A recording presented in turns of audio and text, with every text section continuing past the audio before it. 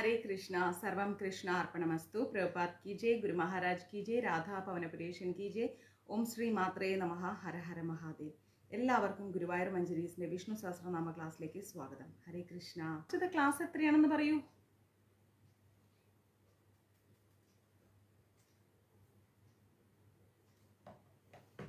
നമ്മൾ ലാസ്റ്റ് എടുത്ത ക്ലാസ് എത്രാമത്തെ ശ്ലോകം ഞാൻ പറയുന്ന കേൾക്കില്ല ആർക്കും എന്താ ഒന്നും മിണ്ടാത്തെ എത്രാമത്തെ ശ്ലോകം എടുത്ത ലാസ്റ്റ്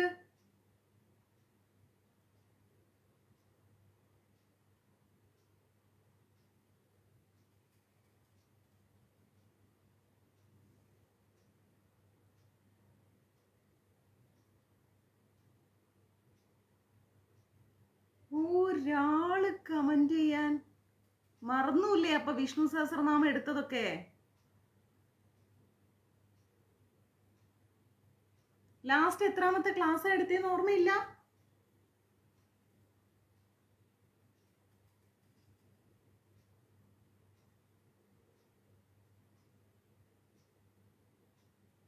ഏത് ശ്ലോകം വരെ എടുത്തേ കേൾക്കുന്നില്ലേ കേൾക്കുന്നൊക്കെ ഉണ്ട്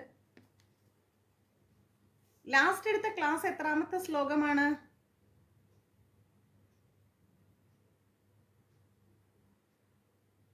എക്സിക്യൂട്ടീവ് കമ്മിറ്റി അംഗങ്ങൾ ആരൊക്കെയുണ്ട് ക്ലാസ്സിൽ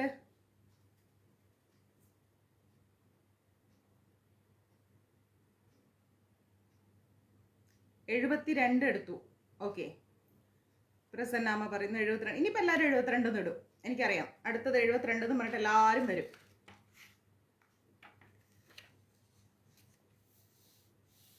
മോശം മോശം മോശം വളരെ മോശം ഇന്ന് ക്ലാസ് എടുക്കാൻ കുറച്ച് വൈകിപ്പോയി ക്ഷമിക്കണം പിന്നെ Guruvayur Manjaris contact number 93 42 49 49 41 73 or 74 ശാന്തി മാതാജി അപ്പം മഞ്ജരീസിൻ്റെ കോൺടാക്ട് നമ്പർ വന്നിട്ട് 93 42 49 49 41 നിങ്ങൾ മഞ്ജരീസിലേക്ക് 2-3 ദിവസമായിട്ട് മെസ്സേജ് അയച്ചു വെച്ചിട്ടുണ്ട് ഞാൻ ഒന്നും നോക്കിയിട്ടില്ല നാളെ നോക്കൂ ഓക്കെ കുറച്ച് തിരക്കിലായിരുന്നു അതുകൊണ്ട് നാളെ നോക്കത്തുള്ളൂ അതുകൊണ്ട് മാതാജി എൻ്റെ മെസ്സേജ് കണ്ടില്ല അങ്ങനെയുള്ള യാതൊരു പ്രയാസവും വേണ്ട പിന്നെ ബുക്സുകളെല്ലാം ഇവിടെ നിന്ന് അയച്ചിട്ടുണ്ട് കുറച്ച് കേരളത്തിൽ മഴയും കാര്യങ്ങളായതുകൊണ്ടൊക്കെ കുറച്ച് ഇങ്ങോട്ടേക്കൊക്കെ ഡിലേ ആവുന്നുണ്ട് പലർക്കും കിട്ടിയെന്ന് പറഞ്ഞ് മെസ്സേജ് അയച്ചു പലർക്കും കിട്ടിയില്ല പക്ഷേ ഈ ദിവസങ്ങളിൽ നിങ്ങൾക്ക് കിട്ടും അതുകൊണ്ട് വിഷമിക്കേണ്ട ഇനിയും കുറച്ച് ബുക്സ് ഇവിടെ നിന്ന് അയക്കാനുണ്ട് നമുക്ക് പരിധി ഉണ്ടല്ലോ പാക്ക് ചെയ്ത് അയക്കുന്നതിന് അല്ലേ മാൻ പവർ വേണ്ടേ ബുക്സ് അയക്കുന്നതിൻ്റെ ഇടയിൽ നമ്മൾ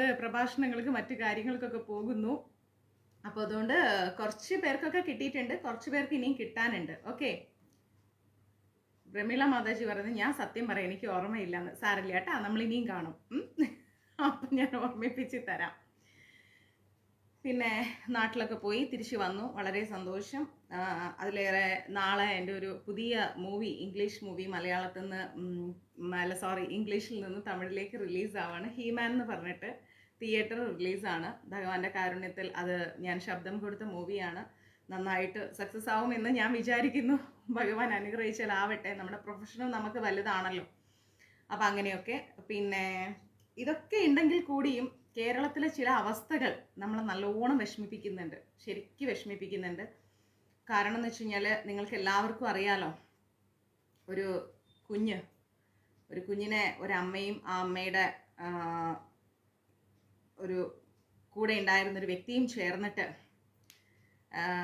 വളരെയധികം വിഷമിപ്പിച്ചിട്ട് ആ കുഞ്ഞ് നമ്മളിൽ നിന്ന് പോയി ശാന്തി മാതാജി വിനോദ് പ്രഭു വന്നിട്ടുണ്ട് 2-3 സാധനങ്ങളുണ്ട് കയ്യിൽ ഇപ്പോൾ അവിടെ എത്തും ഒരു 2 മിനിറ്റായി ഇവിടെ നിന്ന് ഇറങ്ങിയിട്ട് ഓക്കെ വാങ്ങിച്ചോളൂ കേട്ടോ അപ്പോൾ നിങ്ങൾക്ക് എല്ലാവർക്കും അറിയാം ആ ഒരു അവസ്ഥ അത് വളരെയധികം വേദന ഉണ്ടാക്കിയിട്ടുണ്ട് നമുക്ക് എല്ലാവർക്കും അപ്പം എങ്ങനെ പറയണം എന്ത് പറയണം എന്ന് എനിക്കറിയില്ല നമ്മൾ ഇതെല്ലാം തന്നെ ഇങ്ങനെ കാണുകയും കേൾക്കുകയും ചെയ്യുമ്പോൾ നമ്മുടെ നാട്ടിലുള്ള അവസ്ഥ എങ്ങോട്ട് പോകുന്നു എന്നുള്ളത് നമുക്ക് പറയാൻ പറ്റുന്നില്ല കേരളത്തിൽ മാത്രമല്ല ഇത് സംഭവിക്കുന്നത് പല സ്റ്റേറ്റുകളിലും സംഭവിക്കുന്നുണ്ട് ഇപ്പം കഴിഞ്ഞ 2 ദിവസം മുന്നേ മറ്റോ ഞാനൊരു ന്യൂസ് കണ്ടു തെലുങ്കാനയിൽ 2 ഇരട്ട പെൺകുട്ടികളെ 5 വയസ്സോ 6 വയസ്സോ ഉള്ള 2 ഇരട്ട പെൺകുട്ടികളെയാണ് ഒരച്ഛൻ കൊന്നത് ആൺകുട്ടി ഉണ്ടായില്ല എന്നൊരു കാര്യത്തിന് ഞാൻ പറയുന്നതെന്ന് വെച്ച് കഴിഞ്ഞാൽ നമ്മൾക്ക് മുക്കിന് ഉദാഹരണത്തിന് കേരളത്തിലൊക്കെ നോക്കുകയാണെങ്കിൽ ഇവിടെ തമിഴ്നാടാവട്ടെ കേരളമാവട്ടെ ക്ഷേത്രങ്ങളുണ്ട് ഇല്ലേ? ക്ഷേത്രങ്ങളുണ്ട്, പള്ളികളുണ്ട്, അത് ചർച്ചുകളുണ്ട്, എല്ലാം ഉണ്ട്. പക്ഷെ എവിടെയാണ് മനുഷ്യൻ മൃഗമായി മാറുന്നത് എന്നൊന്നും നമ്മൾ ചിന്തിക്കണം. അതിനെന്താണ് സൊല്യൂഷൻ എന്ന് ചിന്തിക്കണം. നാട്ടിലെ നിയമപാലകരെയോ അതായത് പോലീസിനെയോ ഗവൺമെന്റിനെയോ നമ്മൾ പഴിചാരിയിട്ട് കാര്യമില്ല. വ്യക്തികളാണ് നന്നാവേണ്ടത് അല്ലെ?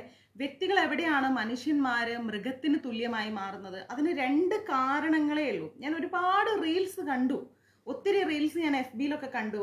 അപ്പൊ ആ FBയിലൊക്കെ പലരും ആ കുഞ്ഞിനെ എടുത്ത് കയ്യിൽ വെച്ചിരിക്കുന്നു, പൊന്നു മോനെ മാപ്പ് വിടാ, അത് ഇത് എന്ന് പറഞ്ഞ് അവരവരുടെ വിഷമങ്ങൾ അവർ ഷെയർ ചെയ്തിട്ടുണ്ട്. നമുക്ക് അംഗീകരിക്കാം.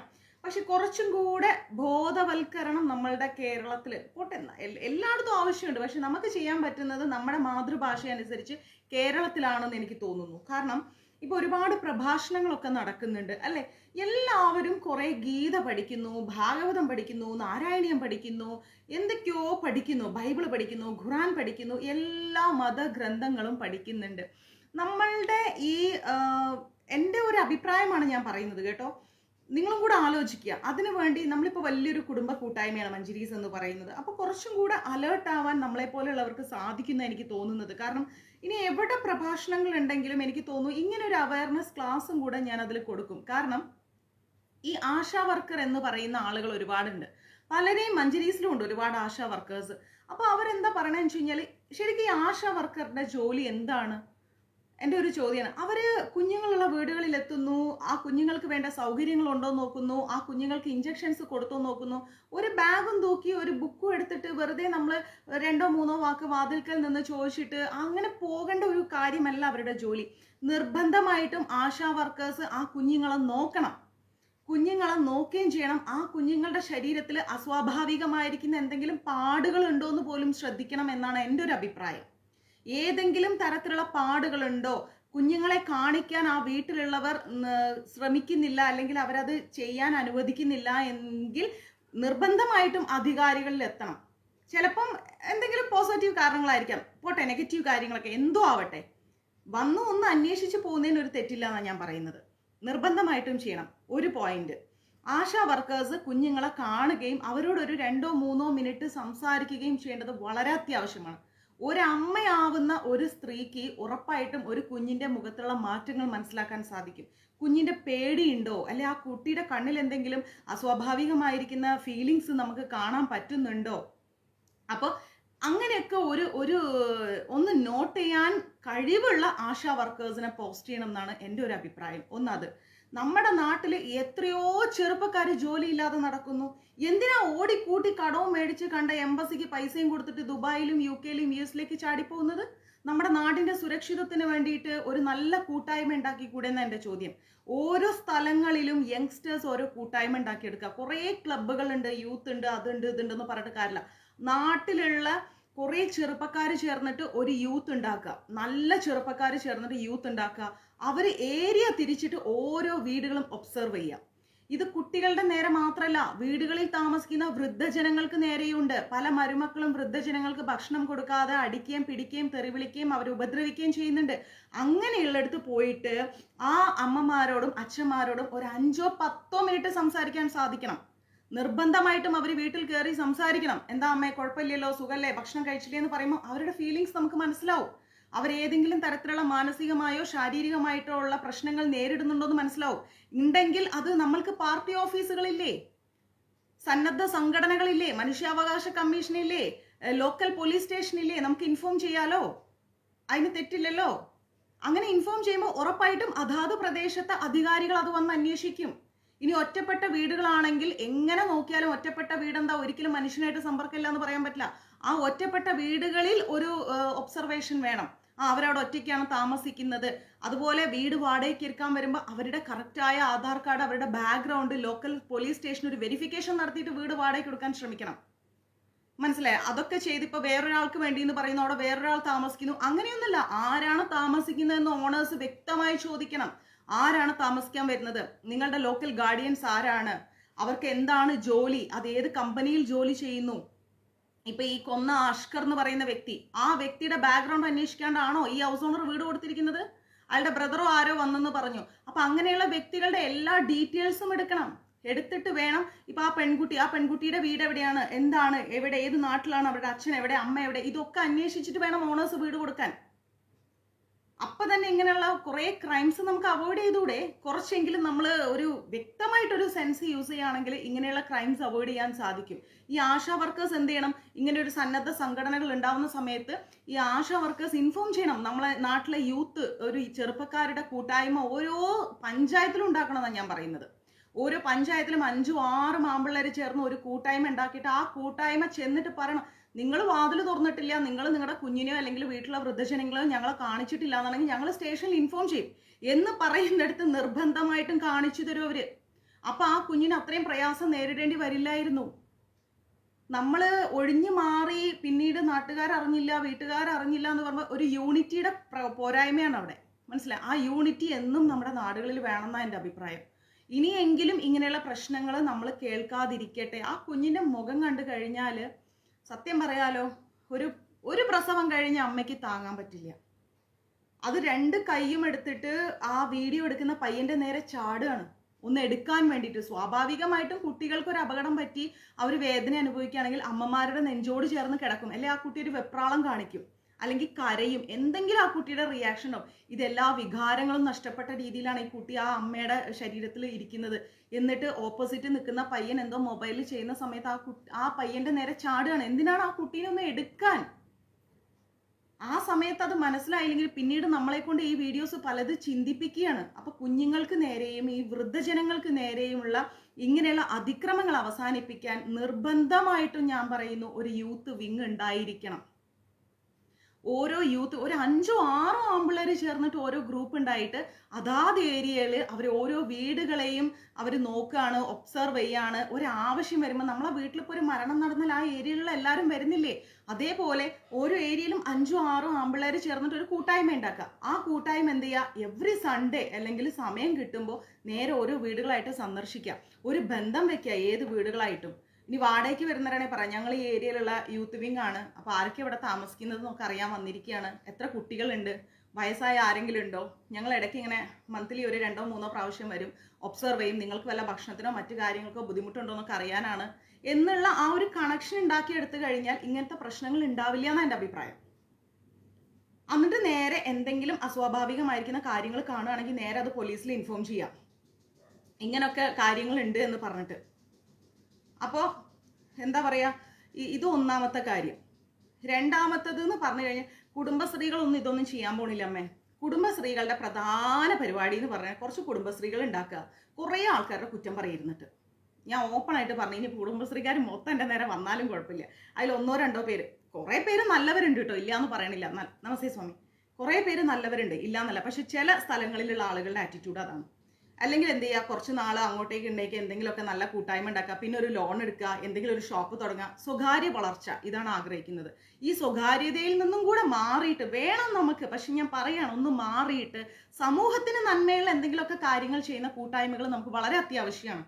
എത്ര സ്ട്രോങ് ആയിട്ടുള്ള ആമ്പിളർ നമ്മുടെ നാട്ടിലുണ്ടെന്നറിയോ? കേരളത്തിൽ പലരും ജോലി ഇല്ലാതെ പല വിഷമങ്ങളിലൂടെ കടന്നു പോകുമ്പോൾ അവർ നാടിന് വേണ്ടിയിട്ട് സേവനം ചെയ്യാൻ ഓരോ കൂട്ടായ്മ ഉണ്ടാക്കി ആ സേവനത്തിലൂടെ മുന്നോട്ട് പോകണമെന്നാണ് ഞാൻ പറയുന്നത്. ക്ഷേത്രങ്ങളിലൊക്കെ ഒരു സൺഡേ അല്ലെങ്കിൽ ഒരു ഫ്രൈഡേ ഒരു കൂട്ടായ്മ ഉണ്ടാക്കുക, ചില കാര്യങ്ങൾ ഉണ്ടാക്കുക. പീഡിപ്പിക്കാനൊന്നും പോണില്ലല്ലോ, അതിനല്ലേ ഈ കാലത്ത് വീഡിയോയും ഫോണും എല്ലാം ഉള്ളത്. ഇങ്ങനെ കൂട്ടായ്മ ഉണ്ടാക്കി ആ കൂട്ടായ്മ അങ്ങനെ അവർ പോയി വീട്ടിന്റെ ഉള്ളിൽ കയറി ഇടിച്ചു കയറാനൊന്നും പോണില്ല. വീട്ടിന്റെ മുമ്പിൽ നിന്നിട്ട് ചോദിക്കുന്നു, അത് 5-6 ആമ്പിള്ളേര് ചേർന്നിട്ട് പകൽ സമയത്ത് പോകണമെന്നാ പറയുന്നത്.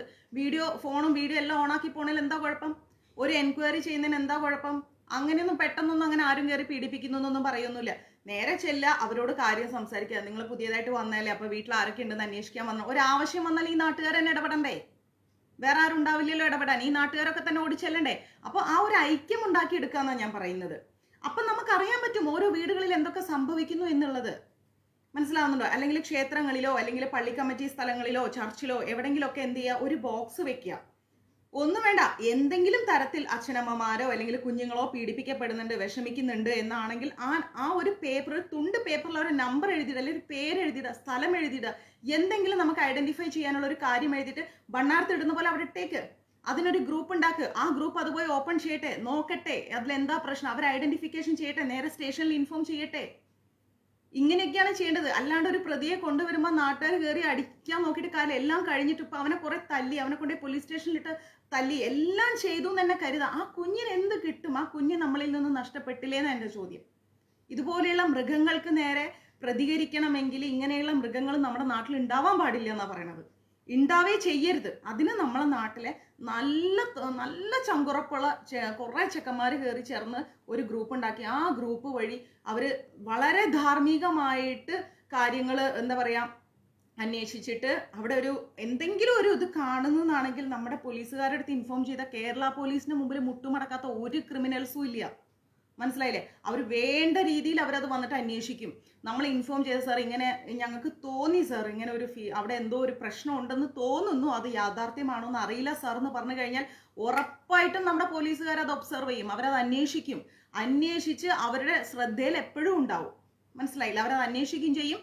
അത് എന്തെങ്കിലും ഒരു പ്രശ്നം അവിടെ കാണുന്നു എന്നാണെങ്കിൽ അവർ ഉറപ്പായിട്ട് അത് ഇൻവോൾവ് ആവും. നമ്മുടെ പോലീസുകാർ അത്രയും പെർഫെക്റ്റ് ആയിട്ട് അവർ ഇൻവോൾവ് ആവും. അതുകൊണ്ട് തന്നെ നമ്മൾ എന്താ ചെയ്യേണ്ടത്?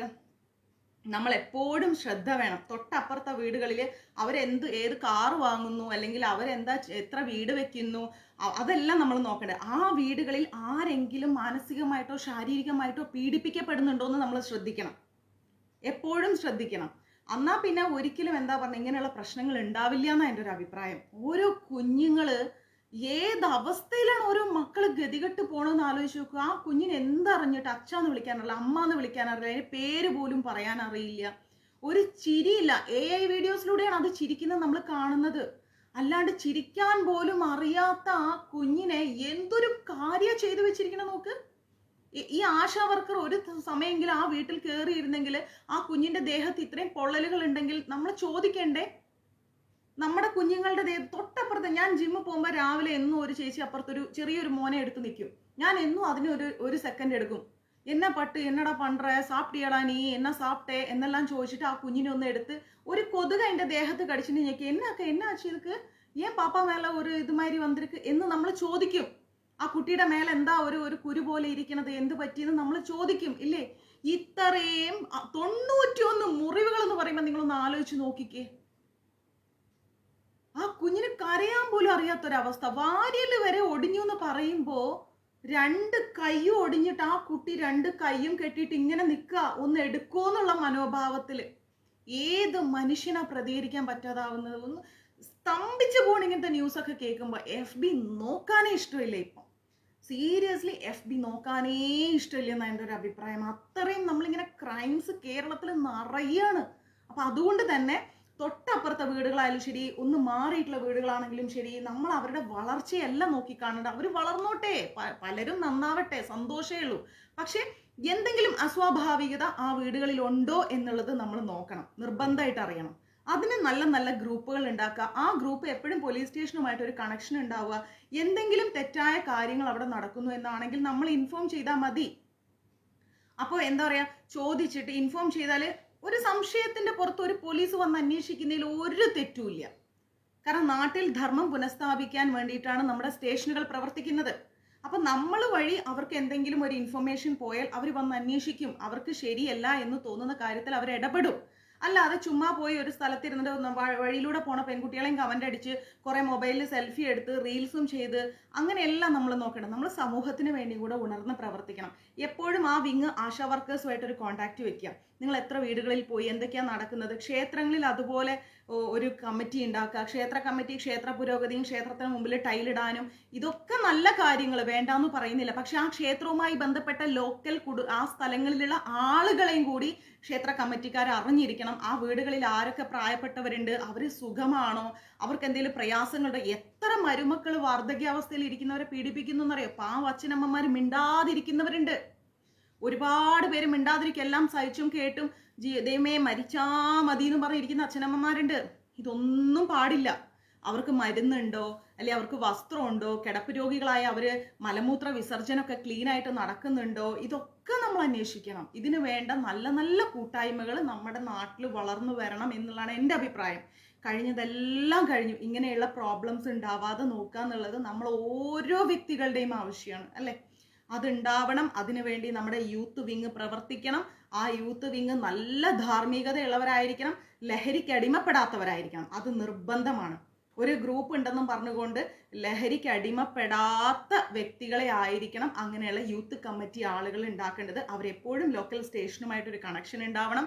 അസ്വാഭാവികമായിരിക്കുന്ന, അധാർമികമായിരിക്കുന്ന എന്ത് സംശയം തോന്നിയാലും അവിടെയുള്ള അധികാരികളെ അറിയിക്കാൻ കെൽപ്പുള്ള വ്യക്തിത്വങ്ങളായിരിക്കണം.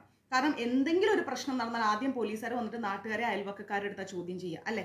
അപ്പൊ അങ്ങനെയുള്ള സമയങ്ങളിൽ നമ്മൾ അത് എന്ത് ചെയ്യണം, അവരുമായിട്ടൊരു നല്ല ബന്ധം സ്ഥാപിച്ച്, ലഹരി ഉപയോഗിച്ച് വന്ന് പാരന്റ്സിനെ തല്ലുന്നവരാവട്ടെ, ഭാര്യയെ തല്ലുന്നവരാവട്ടെ, ആരുമാവട്ടെ, ഇതെല്ലാം കൃത്യമായിട്ട് അറിയിക്കണം. അങ്ങനെ നാട്ടിൽ ഒരു സമാധാനം പുനഃസ്ഥാപിക്കേണ്ട ആവശ്യകത വളരെ ഇമ്പോർട്ടൻ്റ് ആണ്. ഇനി അങ്ങനെ ഒരു കുഞ്ഞ് നമ്മളുടെ നാട്ടിൽ ഇല്ലാതിരിക്കട്ടെ, അത്രയും ഞാൻ പറയാം. അത്രയും വേദന സഹിച്ച് ഈ ലോകത്തിൽ നിന്ന് പോകേണ്ട അവസ്ഥ ആ കുഞ്ഞിനുണ്ടായി. ശരി, നമ്മളത് കണ്ടു, നമ്മുടെ മനസ്സിൽ അത് പതിഞ്ഞു, നമ്മുടെ ഓർമ്മകളിൽ എന്നും ആ മോനുണ്ട്. പക്ഷെ എങ്കിലും ഞാൻ പറയാണ്, ഇനി അങ്ങനെ ഒരു ദുരിതം ഒരു കുഞ്ഞിനും ഇല്ലാതിരിക്കട്ടെ, ഒരു കുഞ്ഞിനും ഇല്ലാതിരിക്കട്ടെ, ഒരു അച്ഛനമ്മമാരും നരകിക്കപ്പെടാതിരിക്കട്ടെ, നാട്ടിൽ സമാധാനം ഉണ്ടാവട്ടെ, ഈ അഷ്കറിനെ പോലെയുള്ള മൃഗങ്ങൾ ഇനി ഇല്ലാതിരിക്കട്ടെ. സമൂഹത്തിനൊരു ഭയം വേണം. തെറ്റ് ചെയ്താൽ ഇന്ന വ്യക്തികളുടെ ശ്രദ്ധയിൽപ്പെട്ടാൽ അവരത് അറിയിക്കേണ്ടടുത്ത് അറിയിക്കും, പോലീസ് വരും എന്നുള്ള ഒരു ഭയം നാട്ടിൽ നിർബന്ധമായിട്ടും വേണം. അതിന് നല്ല നല്ല കൂട്ടായ്മകൾ ഉണ്ടാവുക. ആശാ വർക്കേഴ്സ് പ്രധാനമായും ശ്രദ്ധിക്കുക. കുടുംബശ്രീയിലുള്ള ആളുകൾ ഓരോ വീടുകളിൽ നിങ്ങൾ മീറ്റിംഗ് കാര്യങ്ങൾ വെക്കുമ്പം ആ വീടുകളിലെ അവസ്ഥകളെ കുറിച്ചും കൂടെ പഠിക്കുക. ആ വീടുകളിൽ എന്തെങ്കിലും തരത്തിലുള്ള കാര്യങ്ങൾ ഉണ്ടെങ്കിൽ അതെല്ലാം നോട്ട് ചെയ്യുക. സമാധാനം നിലനിർത്താനുള്ള ഒരു ആവശ്യകത നമ്മുടെ നാട്ടിൽ വളരെ ഇമ്പോർട്ടൻ്റ് ആണ്. എന്തായാലും ഇനി ഇതുപോലെയുള്ള കാര്യങ്ങളൊന്നും ഒരു മനുഷ്യനും ചെയ്യാൻ മനസ്സ് വരാതിരിക്കട്ടെ, അത്രയും ഞാൻ പറയൂ. കുറേ നമ്മൾ ഗീതയും ഭഗവത്ഗീതയും ഇതൊന്നും പഠിച്ചിട്ട് കാര്യമില്ല. മനുഷ്യനായി ജീവിക്കാൻ പഠിക്കണം. മനുഷ്യൻ മൃഗമാവാൻ പാടില്ല. ഈ ലഹരി കൊണ്ട് ഒരുപാട് കുടുംബങ്ങൾ നശിച്ചു പോകുന്നുണ്ട്. 10 മാസം വയറ്റിൽ ചുമന്ന് ഒരമ്മ ഗതികെട്ട് പ്രസവിക്കുന്ന ആ അമ്മയെ കഴുത്തിന് കത്തി വെക്കുന്ന തരത്തിൽ ലഹരി വ്യാപിച്ചുകൊണ്ടിരിക്കുകയാണ്. കുട്ടികൾ മൊബൈൽ എത്രത്തോളം കുട്ടികൾ യൂസ് ചെയ്യുന്നു എന്നുള്ളത് ശ്രദ്ധിക്കുക. നേരത്തെ കുട്ടികളെ വീട്ടിൽ കയറ്റാൻ ശ്രമിക്കുക. പറയുന്നതെല്ലാം വാങ്ങിച്ചു കൊടുക്കാതിരിക്കുക. കുഞ്ഞുങ്ങൾ TV കാണുന്നതിന് ലിമിറ്റേഷൻ വെക്കുക. നമ്മൾ പ്രസവിച്ച നമ്മുടെ മക്കളെ നമ്മളെ കൺട്രോളിൽ കിട്ടുന്നില്ല, പിന്നെ ആര് കൺട്രോൾ ചെയ്യുന്ന? ഒരാളെ കൊണ്ടും കൺട്രോൾ ചെയ്യാൻ പറ്റില്ല. അപ്പോൾ കുട്ടികളെ നന്നായിട്ട് എന്ത് ചെയ്യാം, നല്ല രീതിയിൽ കുട്ടികളെ കെയർ ചെയ്യാൻ പഠിക്കണം എന്നുള്ളത് വളരെ ഇമ്പോർട്ടൻ്റ് ആണ്. അപ്പം അതൊക്കെ നന്നായിട്ട് ശ്രദ്ധിക്കുക.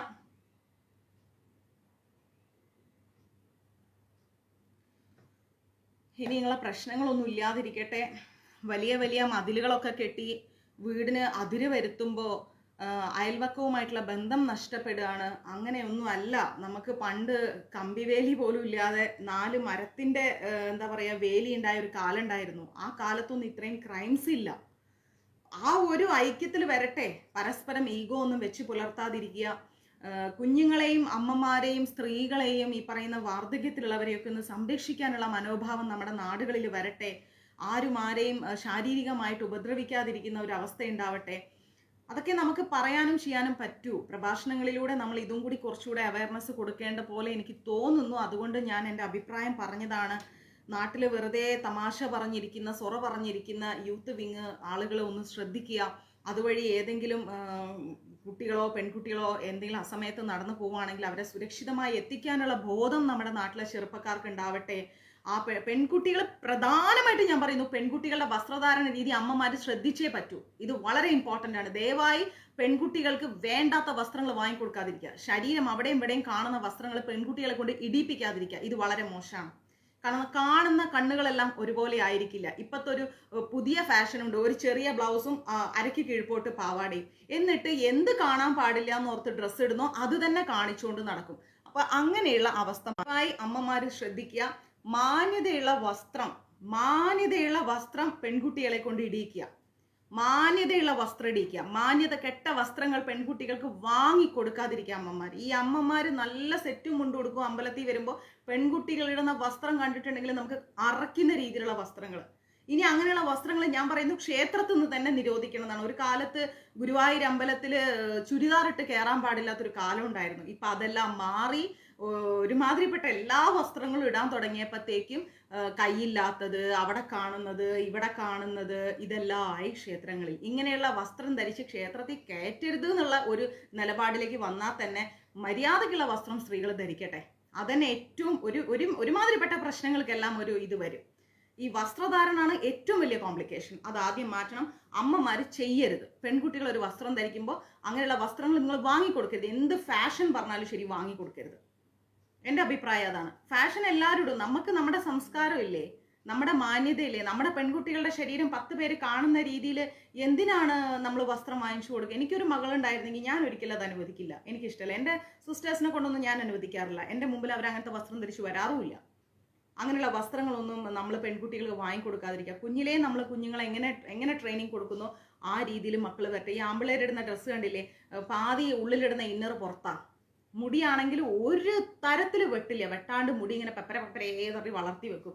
കാതിൽ കുറെ കമ്മല് വേറെ രീതിയിൽ, പിന്നെ ഇവിടെ ഈ ചുണ്ടേല് ഇതെല്ലാം അടിച്ച് പിന്നെ യോയോ ബോയ്സായി വേറെ ലെവലിലായി. ഇതൊക്കെ നമ്മുടെ കുടുംബത്തെ നശിപ്പിക്കുന്ന കാര്യങ്ങളാണ്. ഇങ്ങനെ കയറി പ്രശ്നങ്ങളാണ്. കഴിയുന്നതും കുട്ടികളെ, നമ്മളുടെ നാട്ടിൽ കിട്ടാത്ത എന്ത് വിദ്യാഭ്യാസമാണ് വേറെ സ്ഥലങ്ങളിലുള്ളത്? കഴിയുന്നത് നമ്മളെ മക്കളെ നമ്മളുടെ അടുത്ത് നിർത്തി പഠിപ്പിക്കാൻ ശ്രമിക്കുക. ഹോസ്റ്റലുകൾ ഒഴിവാക്കുക തന്നെയാണ് എൻ്റെ അഭിപ്രായം. ദൂര സ്ഥലങ്ങളിൽ പോയിട്ട് കുട്ടികൾ അവിടെ ഒറ്റപ്പെടുന്നു, അവർക്ക് സ്വാതന്ത്ര്യം കിട്ടുന്നു, പിന്നെ കളവായി കള്ളത്തരമായി. ഇതിലൂടെയാണ് കുട്ടികൾ മോശമായി പോകുന്നത്. അപ്പൊ വീടുകളിൽ നിന്നാണ് ഇതിനെല്ലാം സ്റ്റാർട്ടിങ്. ഈ വീടുകളിൽ നിന്നുള്ള ഈ സ്റ്റാർട്ടിങ് ആദ്യം സ്റ്റോപ്പ് ചെയ്യുക. മക്കള് അനാവശ്യമായ ഒരു സമയത്ത് ഫോൺ വിളിക്കുകയാണെങ്കിൽ ആരാണ് വിളിക്കുന്നതെന്ന് ചോദിക്കാനുള്ള റൈറ്റ്സും ശബ്ദവും പാരന്റ്സിന് ഉണ്ടാവണം. പിന്നെ സുഹൃത്തുക്കൾ വരികയാണെങ്കിൽ നമ്മുടെ വീട്ടിലേക്ക് പറ്റിയ സുഹൃത്തുക്കൾ നമ്മുടെ മുമ്പിൽ ഇരുന്ന് അവർ സംസാരിക്കട്ടെ. നമ്മളെ വീട്ടിൽ നല്ല ഭക്ഷണം കഴിക്കട്ടെ. എപ്പോഴും ഈ ഹോട്ടൽ ഭക്ഷണം ആദ്യം അവോയ്ഡ് ചെയ്യുക. കുട്ടികൾക്ക് ഹോട്ടൽ ഭക്ഷണം, ഈ ഓൺലൈൻ ഫുഡ്, ഇതെല്ലാം സ്റ്റോപ്പ് ചെയ്യുക. ഞാനതൊന്നും എൻ്റെ വീട്ടിൽ അനുവദിക്കാറില്ല. എനിക്കിഷ്ടമല്ല, ഞാൻ സമ്മതിക്കൂല. അങ്ങനെയുള്ള പൈസ എൻ്റെ കയ്യിലില്ലാന്ന് ഞാൻ എൻ്റെ മോനോട് കൃത്യമായി പറയാറുണ്ട്. വീട്ടിൽ ഇതുണ്ട്, ഇന്നിപ്പോൾ നമ്മൾ മത്തങ്ങയും പയറും കറി വെച്ചിട്ടുണ്ട്, കഴിച്ചോളൂ. അതാണ് വീട്ടിലുള്ളത്, അത് കഴിക്ക്. ബീട്രൂട്ട് തോരനുണ്ട്, പപ്പടമുണ്ട്, കണ്ണിമാങ്ങ അച്ചാറുണ്ട്, മോരുണ്ട്, കഴിച്ചോളൂ. ഒരു കുഴപ്പമില്ല. പുറത്തു പോയിട്ട് നമുക്ക് മാസത്തിൽ 1-2 ദിവസം ഭക്ഷണം കഴിക്കാം. അത് ഞാൻ കൊണ്ടുപോകാൻ വാങ്ങിച്ചു തരാം. കൂട്ടുകാരുടെ കൂടെയുള്ള ഒന്നും വേണ്ട. പിന്നെ പല സ്ഥലങ്ങളിൽ ഈ ടൂറ് പോവുക, കല്യാണത്തിന് വിടുക, അതിന് വേണ്ടിയിട്ട് പെൺകുട്ടികളെ ഒന്ന് ആലോചിച്ച് നോക്കണം. പെൺകുട്ടികളെയാണ് ഈ അമ്മമാരും അച്ഛന്മാരും ഫ്രണ്ട്സിന്റെ വീട്ടിലേക്ക് അടിക്കുന്നത്. പിന്നെ ഒരു കമ്പൈൻ സ്റ്റഡീസ്, അടുത്ത പരിപാടി, ഞാൻ എൻ്റെ ശ്രദ്ധയിലുള്ള കാര്യമാണ്. ഒരുമിച്ചിരുന്ന് പഠിക്കാൻ വേണ്ടി മറ്റു വീടുകളിലേക്ക് പെൺകുട്ടികളെ അയക്കാം. എന്നിട്ട് അവിടെ എന്താ പരിപാടി? ലവേഴ്സിന്റെ ചാറ്റിനെ കുറിച്ചാണ് ഡിസ്കഷൻ. Lovers chatting ഡിസ്കഷനാണ്. ഇതൊന്നും വേണ്ട. നമ്മൾ വീടുണ്ടാക്കി വെച്ചിരിക്കുന്നതാണ്, സ്വന്തം അല്ലെങ്കിലും വാടകയ്ക്ക് തന്നെ ഒരു വീടെടുത്തിരിക്കുന്നത് നമ്മുടെ മക്കൾക്ക് ജീവിക്കാനും പഠിക്കാനും. ഇവിടെ ഇരുന്ന് പഠിച്ചിട്ട് കിട്ടുന്ന മാർക്ക് മതി. തോറ്റു പോവാണെങ്കിൽ വീണ്ടും എഴുതാം, അത്ര തന്നെ. കണ്ട വീടുകളിൽ പോയി ഇരുന്നിട്ടുള്ള പഠിത്തവും ഡിസ്കഷനും അതൊന്നും വേണ്ട. സ്കൂളിൽ പോകണ്ടല്ലോ, കോളേജിൽ പോകണ്ടല്ലോ, അവിടെ യോഗ്യതയുള്ള ടീച്ചേഴ്സാണല്ലോ പഠിപ്പിക്കുന്നത്. ആ അറിവിൽ നിന്ന് കിട്ടുന്ന കാര്യങ്ങൾ പഠിച്ചിട്ട് ഇവിടെ ഈ സ്ഥലത്ത് ഇവിടെ ഇരുന്ന് പഠിച്ചിട്ട് കിട്ടുന്ന മാർക്ക് മതി എന്നാണ് ഞാൻ എൻ്റെ മോനോട് പറയാറ്. അത് മതി. അതിൻ്റെ അപ്പുറത്തേക്ക് പോയിട്ടുള്ള പരിപാടി അവനോട്ട് പോകാറുമില്ല, ഞാനോട്ട് വിടാറുമില്ല. അപ്പൊ അങ്ങനെയുള്ള കാര്യങ്ങൾ ശ്രദ്ധിക്കുക. അത്രയും മതി നമുക്ക്. അല്ലാണ്ട് നമ്മൾ എല്ലാം കൈവിട്ട് പോയിട്ട് കുട്ടികളെ കുറിച്ച് ആലോചിച്ചിട്ട് യാതൊരു പ്രയോജനവും ഇല്ല.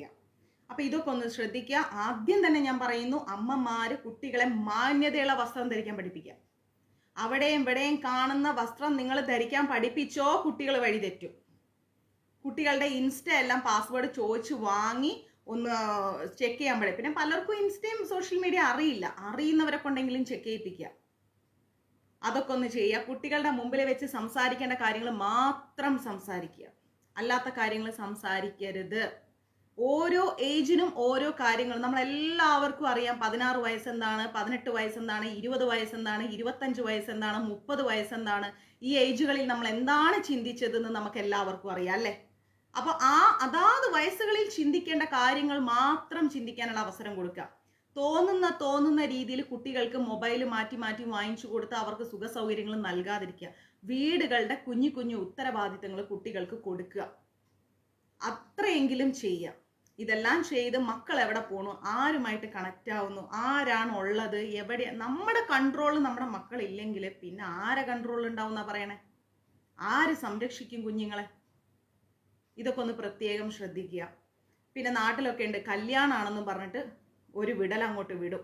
വല്ല മറ്റേ പശുക്കളെ അഴിച്ചു വിടുന്നത് പോലെ ഒരു വിടൽ അങ്ങോട്ടേക്ക് വിടും. പിന്നെ കല്യാണമൊക്കെ കൂടി പിറ്റേന്നാ വരുന്നത്, രാത്രി ഇരുന്ന് ബിയറൊക്കെ കഴിച്ച് ആർമാദിച്ച് അമ്മ ഞാൻ അങ്ങനെ, അമ്മ ഞാൻ ഇങ്ങനെ. ഇത് ഞാൻ പലയിടത്തും കണ്ടിട്ടുള്ളതാണ്.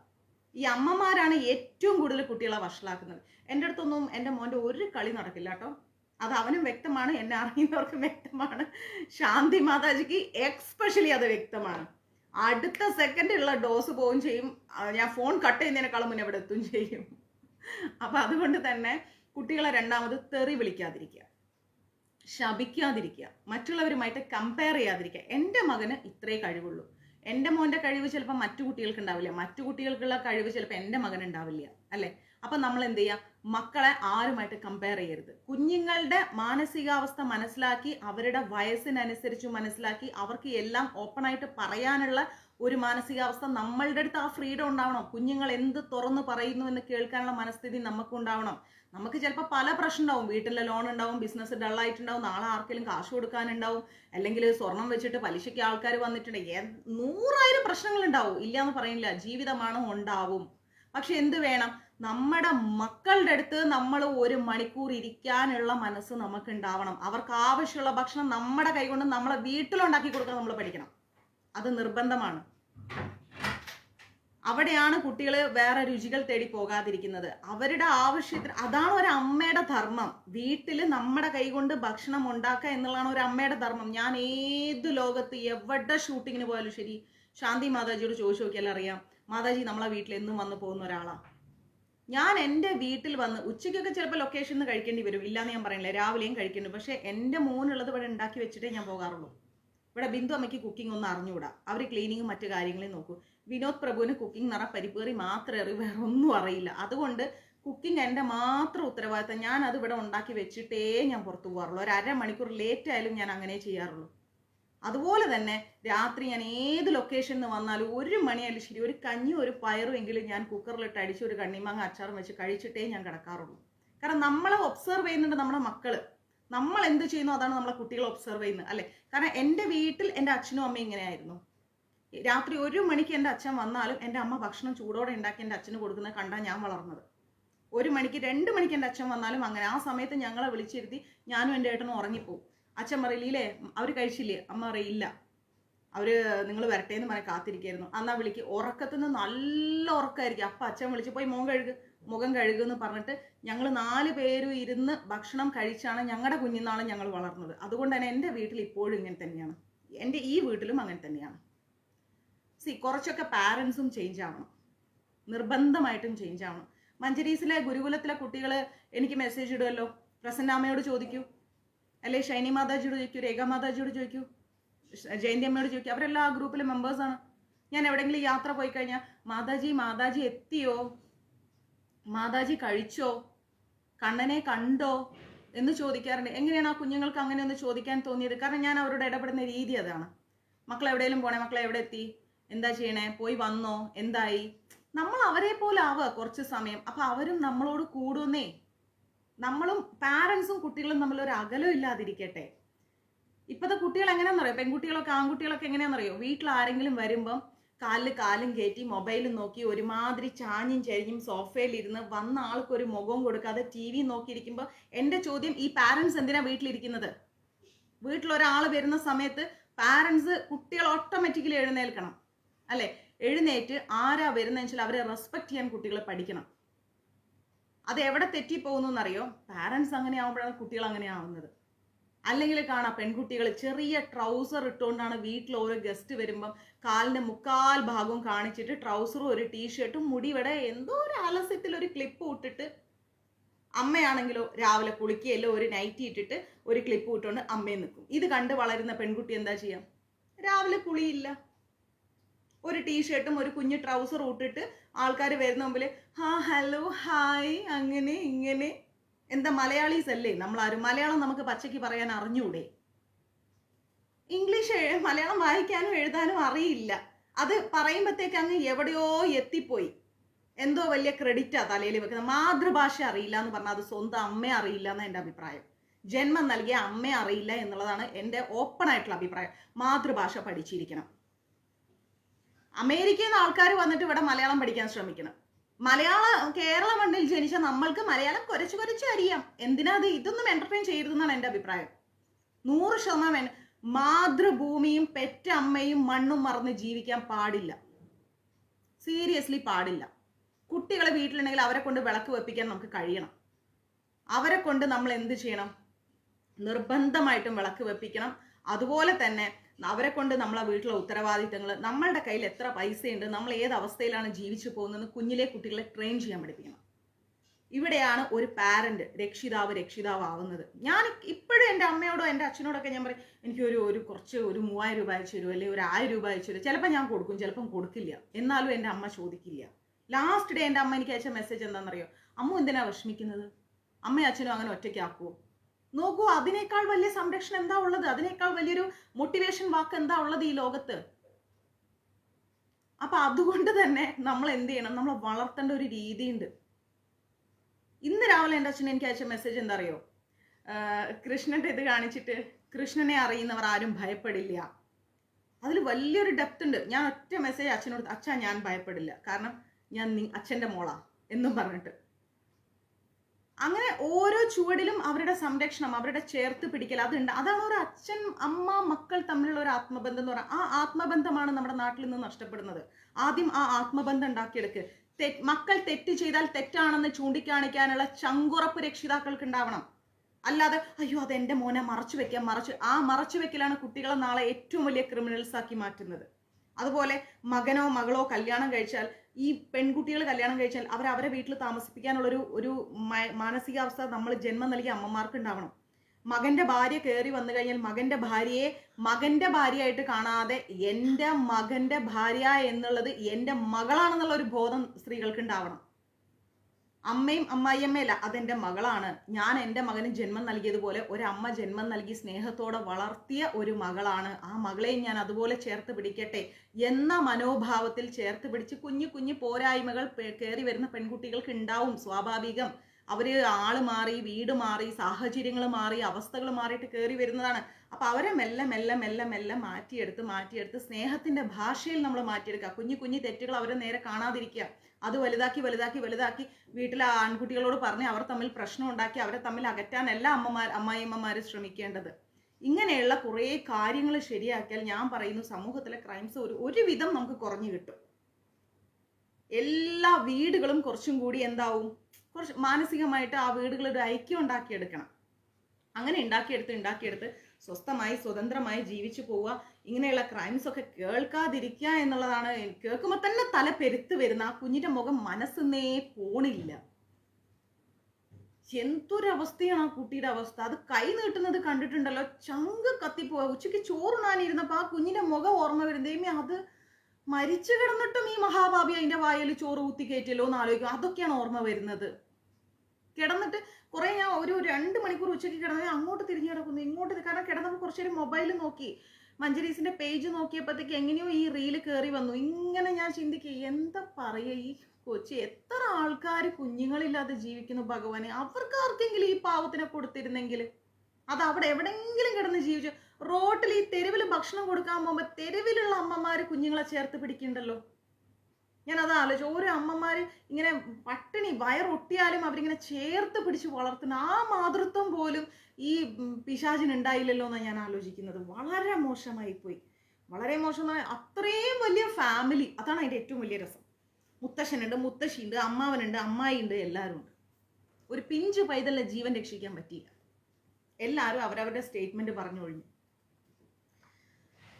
എന്തായാലും ഒന്നേ പറയാനുള്ളൂ, കുഞ്ഞുങ്ങളെ സംരക്ഷിക്കുക, ഈ പറയുന്ന വൃദ്ധജനങ്ങളെ സംരക്ഷിക്കുക. ഇങ്ങനെയുള്ള പാപങ്ങളൊന്നും എടുത്ത് തലയിൽ വെക്കാതിരിക്കുക.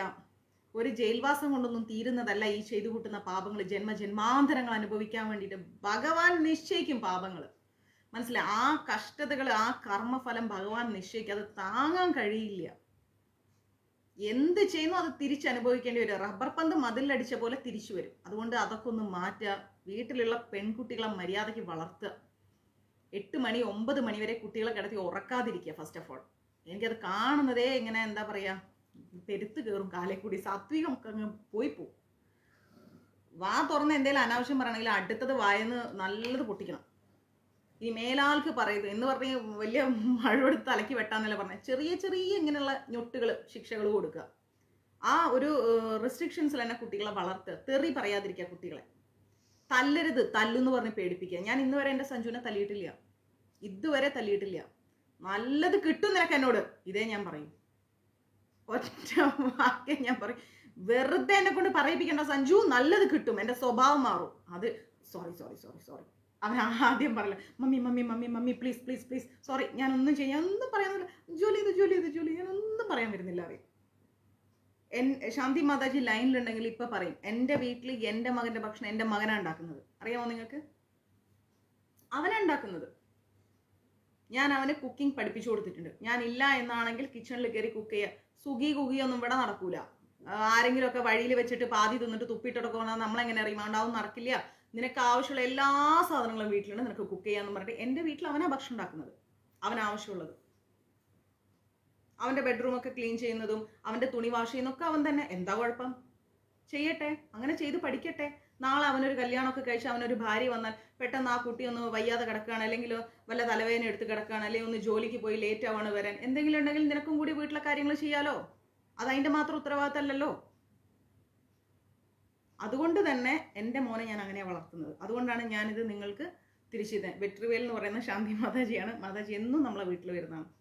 എൻ്റെ സഞ്ജു അവനുള്ള ഭക്ഷണം ഉണ്ടാക്കും, അവൻ്റെ കാര്യങ്ങൾ നോക്കും, അവൻ്റെ ഡ്രസ്സ് എടുത്ത് വെക്കും, എല്ലാം എൻ്റെ മോനാ ചെയ്യുന്നു. ഞാൻ അവൻ്റെ കാര്യങ്ങൾ അധികമൊന്നും എല്ലാം എൻ്റെ ശ്രദ്ധയിലുണ്ട്. പക്ഷെ അങ്ങനെയുള്ള കാര്യങ്ങൾക്ക് ഞാൻ എൻ്റർടൈൻ ചെയ്യാറില്ല. കൃത്യമായിട്ട് ചെയ്യുക, കാര്യങ്ങൾ ചെയ്യുക. ഇപ്പോൾ ജസ്റ്റ് ഇപ്പോൾ ഡിഗ്രിക്ക് പോകുന്നേ ഉള്ളൂ, ജിമ്മിൽ ട്രെയിനറായിട്ട് പോകുന്നുണ്ട്. ജോലി ചെയ്യേ, അതെനിക്കൊരു ഹെൽപ്പാവില്ലേ? ഇത് നിനക്ക് അറിയുന്ന കാര്യമല്ലേ? ഈ കാര്യം നിനക്ക് ഇൻട്രസ്റ്റഡ് ആണ്, പഠിത്തവും നടക്കട്ടെ, ഒരു കുഞ്ഞ് ജോലിക്ക് നീ പോ. എൻ്റെ ജിം ഫീസും കൂടി അവനാ കെട്ടണേ, അവൻ ട്രെയിനറായിട്ട് പോയിട്ട്. അങ്ങനെയൊക്കെ നമ്മൾ കുറച്ചും കൂടി കുട്ടികളെ ട്രെയിൻ ചെയ്ത് കഴിഞ്ഞാൽ കുട്ടികൾ പെർഫെക്റ്റ് ആവും. അതർവൈസ് കുട്ടികൾ പെർഫെക്റ്റ് ആവില്ല. പാരൻസിൻ്റെ കയ്യിലാണ് കുട്ടികളുടെ എല്ലാ കാര്യങ്ങളും ഇരിക്കും. കുഞ്ഞിലേ ചെയ്യണം. എൻ്റെ വീട്ടിലെ എൻ്റെ ചേട്ടൻ്റെ മോള് ലക്ഷ്മി വയ്യാത്ത കുട്ടിയാണ്, നിങ്ങൾക്ക് അറിയാം, മിക്കവർക്കും അറിയാം. കാല് രണ്ടും തളർന്നിട്ട് പിന്നെ കുറച്ച് നടന്നു തുടങ്ങിയ കുട്ടിയാണ്. അവൾ എൻ്റെ വീട്ടിൽ പഠിച്ചു വരുമല്ലോ, 3ാം ക്ലാസ്സിലാണ് പഠിക്കുന്നത്. എൻ്റെ മോള്, ഞാൻ പറയും, എൻ്റെ അച്ഛനും പറയും, മോൾ അടിച്ചു വാരി വീട്, ആ തുണിയൊക്കെ എടുത്തോണ്ടേക്ക്, വിളക്ക് കത്തിക്കാൻ തിരിയെല്ലാം ഇട്ട് വെക്ക്, ആ വെള്ളം എടുത്തിട്ട് അമ്മയ്ക്ക് അടുക്കളയിൽ കൊണ്ടു കൊടുക്ക്. അവൾ അതെല്ലാം ചെയ്യും. അച്ഛൻ കിടക്കുന്ന ബെഡ് വിരിച്ചിട്ട് മോളെ, എന്നിട്ട് മെല്ലെ ചാടി കയറി ബെഡൊക്കെ വിരിച്ചിട്ട് തലയണൊക്കെ വെച്ച് മോളെ ഗുഡ് നൈറ്റ് പറയും, രാവിലെ എണീറ്റാൽ നമസ്തേ പറയും. ഇതൊക്കെയാണ് ഞങ്ങളുടെ വീട്ടിലെ ട്രെയിനിങ്. ഒരു ദിവസം കൊണ്ട് മഞ്ജരീസ് ഉണ്ടാവുക, ഒരു ദിവസം കൊണ്ട് എന്താ പറയുക, സ്ട്രിക്റ്റ് ലൈഫിലൊരു മാതാജി ഉണ്ടായതല്ല നിങ്ങളുടെ അമ്പിളി മാതാജി. കുഞ്ഞിലേ നല്ല രീതിക്ക് ട്രെയിനിങ് ചെയ്തിട്ടാണ് എൻ്റെ അച്ഛനെ വിട്ടത്. ഈ ലൈവൊക്കെ എൻ്റെ നാട്ടിലും എല്ലാവരും കാണും, എൻ്റെ വീട്ടിൻ്റെ അടുത്തുള്ളവരെല്ലാവരും കാണും. 5ാം ക്ലാസ് പഠിക്കുമ്പോൾ എൻ്റെ അമ്മ എൻ്റെ കയ്യിൽ ചൂല് തന്നതാ, അടിച്ചു വാരിക്കോ. എൻ്റെ അച്ഛൻ പറഞ്ഞൊരു വാക്കുണ്ട്, രാവിലെ എണീക്കുക, കുളിക്കുക, അമ്പലത്തിൽ പോവുക, മുറ്റടിച്ചു വാരുക, വീടടിച്ചു വാരുക, അടുക്കളയിൽ പാത്രം തേച്ച് കഴുകുക. അന്നൊക്കെ വെണ്ണീരിട്ടിട്ടാ പാത്രം തേച്ച് കഴുകുക. പാത്രം തേച്ച് കഴുകുക, കിണറ്റിൽ നിന്ന് വെള്ളം കോരി അടുക്കളയിലും ബാത്റൂമിൽ വെക്കുക. എൻ്റെ അച്ഛൻ കുളിക്കാൻ, അമ്മ കുളിക്കാൻ, ഞാൻ കുളിക്കാൻ, എൻ്റെ ഏട്ടൻ കുളിക്കാനൊക്കെയുള്ള വെള്ളം എടുത്ത് വെക്കണം. അമ്മ തുണിയെല്ലാം ബക്കറ്റിൽ സോപ്പിൽ കുതിർത്ത് വെക്കും. അന്ന് കല്ലിലിട്ട് അടിച്ചലക്കുക. അതെല്ലാം അലക്കിയിട്ട് ഒരു ബക്കറ്റിൽ ഞാൻ വെക്കും. പിന്നെ അമ്മ അത് ഒലുമ്പി ആറിടും. ഇത്രയും ജോലി ചെയ്തിട്ട് നീ സ്കൂളിലേക്ക് പോയാൽ മതി. എന്നിട്ട് എന്താ സംഭവം എന്നറിയോ? 9:15 ഒരു SBT ബസ് ഉണ്ട്. 9:30 ബെല്ലടിക്കും. 9:15 ആ ബസ്സിന് ഓടി കയറി ചിലപ്പോൾ 9:30 എന്നുള്ളത് 9:35 പോയ സിസ്റ്റർ ചോദിക്കുന്നൊരു ചോദ്യമുണ്ട്, വീട്ടിലെന്താ കഞ്ഞിയും കറിയും വെക്കാനുള്ള ജോലി ഉണ്ടായിരുന്നോ? അന്ന് എൻ്റെ മനസ്സിൽ പറയും, കഞ്ഞിയും കറിയും വെച്ചില്ല, ബാക്കി എല്ലാ ജോലിയും ചെയ്ത സിസ്റ്ററെ ഞാൻ വരുന്നത്. എന്നിട്ട് സ്കൂൾ വിട്ട് 4 മണിക്ക് സ്കൂൾ വിട്ടാൽ 4:45 5 മണിക്ക് വന്നു കഴിഞ്ഞാൽ എന്താണെന്നറിയാമോ? എന്താ പറയുക, നമ്മുടെ ഇവിടെ പാല് വാങ്ങിക്കാൻ പോകണം. പാല് വാങ്ങി വന്ന് ഞാൻ ട്യൂഷന് പോയി വീണ്ടും വൈകിട്ട് അടിച്ചെല്ലാം വാരി വിളക്ക് കത്തിച്ച് സന്ധ്യനാമം ചൊല്ലിയിട്ട് ഞാൻ എൻ്റെ അമ്മയുടെ അനിയത്തിയുടെ വീട്ടിൽ കൂട്ട് കിടക്കാൻ പോകണം. അവിടെ അങ്കിളില്ല, അങ്കിള് ലക്ഷദ്വീപിലായിരുന്നു. അമ്മയുടെ അനിയത്തിയും 2 മക്കളും എൻ്റെ സെയിം ഏജിലാണ് അവളുള്ളത്. അപ്പോൾ അവിടെ ആൻറ്റിയുടെ വീട്ടിൽ കൂട്ട് കിടക്കാൻ പോകണം. കൂട്ട് കിടന്ന് രാവിലെ 5 മണിക്ക് അവിടെ നിന്ന് എഴുന്നേറ്റ് കുളിച്ച് ബുക്കെല്ലാം എടുത്ത് വെച്ച് രാത്രി ഹോംവർക്കെല്ലാം എഴുതി തിരിച്ച് എൻ്റെ വീട്ടിലേക്ക് വരണം. വന്നിട്ട് വീണ്ടും ഇവിടുത്തെ കാര്യങ്ങളെല്ലാം ചെയ്തിട്ട് സ്കൂളിൽ പോകണം. ഇങ്ങനെയൊക്കെയാണ് ഞങ്ങളെ ട്രെയിൻ ചെയ്തത്. ഇതൊന്നും ഇല്ലാത്ത കാര്യമല്ല, ഇതൊക്കെ എൻ്റെ നാട്ടിൽ എല്ലാവർക്കും അറിയുന്ന കാര്യം. എൻ്റെ വീട്ടിൻ്റെ അടുത്തുള്ളവർ എൻ്റെ വീട്ടിൽ വരെ ഈ ലൈവ് കാണും. ഇതൊക്കെയായിരുന്നു എൻ്റെ വീട്ടിൽ. സ്വാഭാവികമായിട്ട് എൻ്റെ വീട്ടിൽ ഈ ദിവസം വരെയൊക്കെ അങ്ങനെയാണ്. ഇപ്പം എൻ്റെ അച്ഛൻ എൻ്റെ ഏട്ടൻ്റെ മക്കളെ ട്രെയിൻ ചെയ്യുന്നതും അങ്ങനെ തന്നെയാണ്. അപ്പം അങ്ങനെയൊക്കെ നമ്മൾ നമ്മുടെ കുട്ടികളെ വളർത്താൻ ശ്രമിക്കണം, അല്ലാണ്ടൊന്നും പറ്റുമൊന്നുമില്ല. രാത്രി ഞാൻ എത്ര നേരം പഠിക്കാനിരിക്കും അത്രയും നേരം എൻ്റെ അച്ഛൻ കൂട്ടിരിക്കുകയായിരുന്നു. പത്രവും വായിച്ച് അല്ലെങ്കിൽ എന്തെങ്കിലും ബുക്കും വായിച്ച് അച്ഛൻ ഹോളിലിരിക്കും. 1 മണിയാകുമ്പോൾ അച്ഛൻ പറയും, അമ്പിളി കിടന്നോ, സമയം 1 മണിയായി. ഇപ്പോഴും എൻ്റെ കാതിൽ അതുണ്ട്. അന്ന് നിന്നിട്ട് അച്ഛൻ ഒരു കട്ടൻ ചായ ഇട്ടരും എനിക്ക് രാത്രി, അമ്മ കിടന്നുറങ്ങും. ആ കട്ടൻ ചായയും കുടിച്ചുകൊണ്ടായിരിക്കും ഞാൻ എഴുതുന്നതും പഠിക്കുന്നതുമൊക്കെ. അതുകൊണ്ട് ഇന്നും ക്ലാസ് 10:30 വരെ എടുക്കുന്നു. അത് കഴിഞ്ഞാൽ കുറച്ച് നേരം ഇവിടെ ഇഷ്ടംപോലെ ബുക്സ് ഉണ്ട്. ബുക്സ് വായിക്കാതെ ഞാൻ ഉറങ്ങില്ല. ഏതെങ്കിലും ബുക്സ് വായിക്കും. ഏർലി മോർണിംഗ് ഒരു 2:55 എഴുന്നേക്ക്. ഈ ശാന്തി മാതാജി എന്നും ചോദിക്കും. പിന്നെ ഒരു നമ്മുടെ കണ്ണൻ ചേട്ടനുണ്ട്, നമ്മുടെ മീഡിയ ഒക്കെ പോസ്റ്റ് ചെയ്യുന്ന ഗ്രൂപ്പിൽ, കണ്ണൻ പന്താവൂരി ചേട്ടൻ നമ്മളെ കൂടെ കുറച്ച് ദിവസം യാത്ര ചെയ്ത്.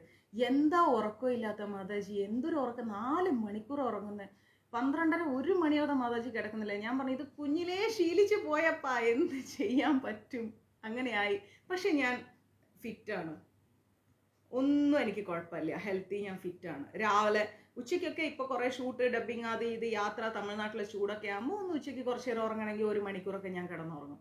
എങ്കിലും എൻ്റെ വീട്ടിൽ സ്റ്റിൽ ഞാൻ തന്നെയാണ് ഭക്ഷണം ഉണ്ടാക്കുന്നത്. എന്തിന് നിങ്ങളെ ഏൽപ്പിക്കുന്ന 100-150 പേരുടെ അന്നദാനം ആരുണ്ടാക്കണമെന്ന് ഓർത്തിട്ടാ? എനിക്ക് വേണേൽ തൊട്ടപ്പുറത്തുള്ള ചേച്ചിയെ വിളിച്ചിട്ട് അവർക്ക് പൈസ കൊടുത്ത് ഉണ്ടാക്കിക്കൂടാ? അതിൻ്റെ ആവശ്യമൊന്നുമില്ല. എൻ്റെ ഈ കൈ കൊണ്ടാണ് ഞാൻ ഈ 100-150 പേർക്ക് അന്നദാനം ഉണ്ടാക്കുന്നത്. ശാന്ത മാതാജിക്ക് അറിയാം, മറ്റേ വിനോദ് പ്രഭുവിനറിയാം, ബിന്ദു അമ്മയ്ക്ക് അറിയാം, എല്ലാവർക്കും അറിയാം.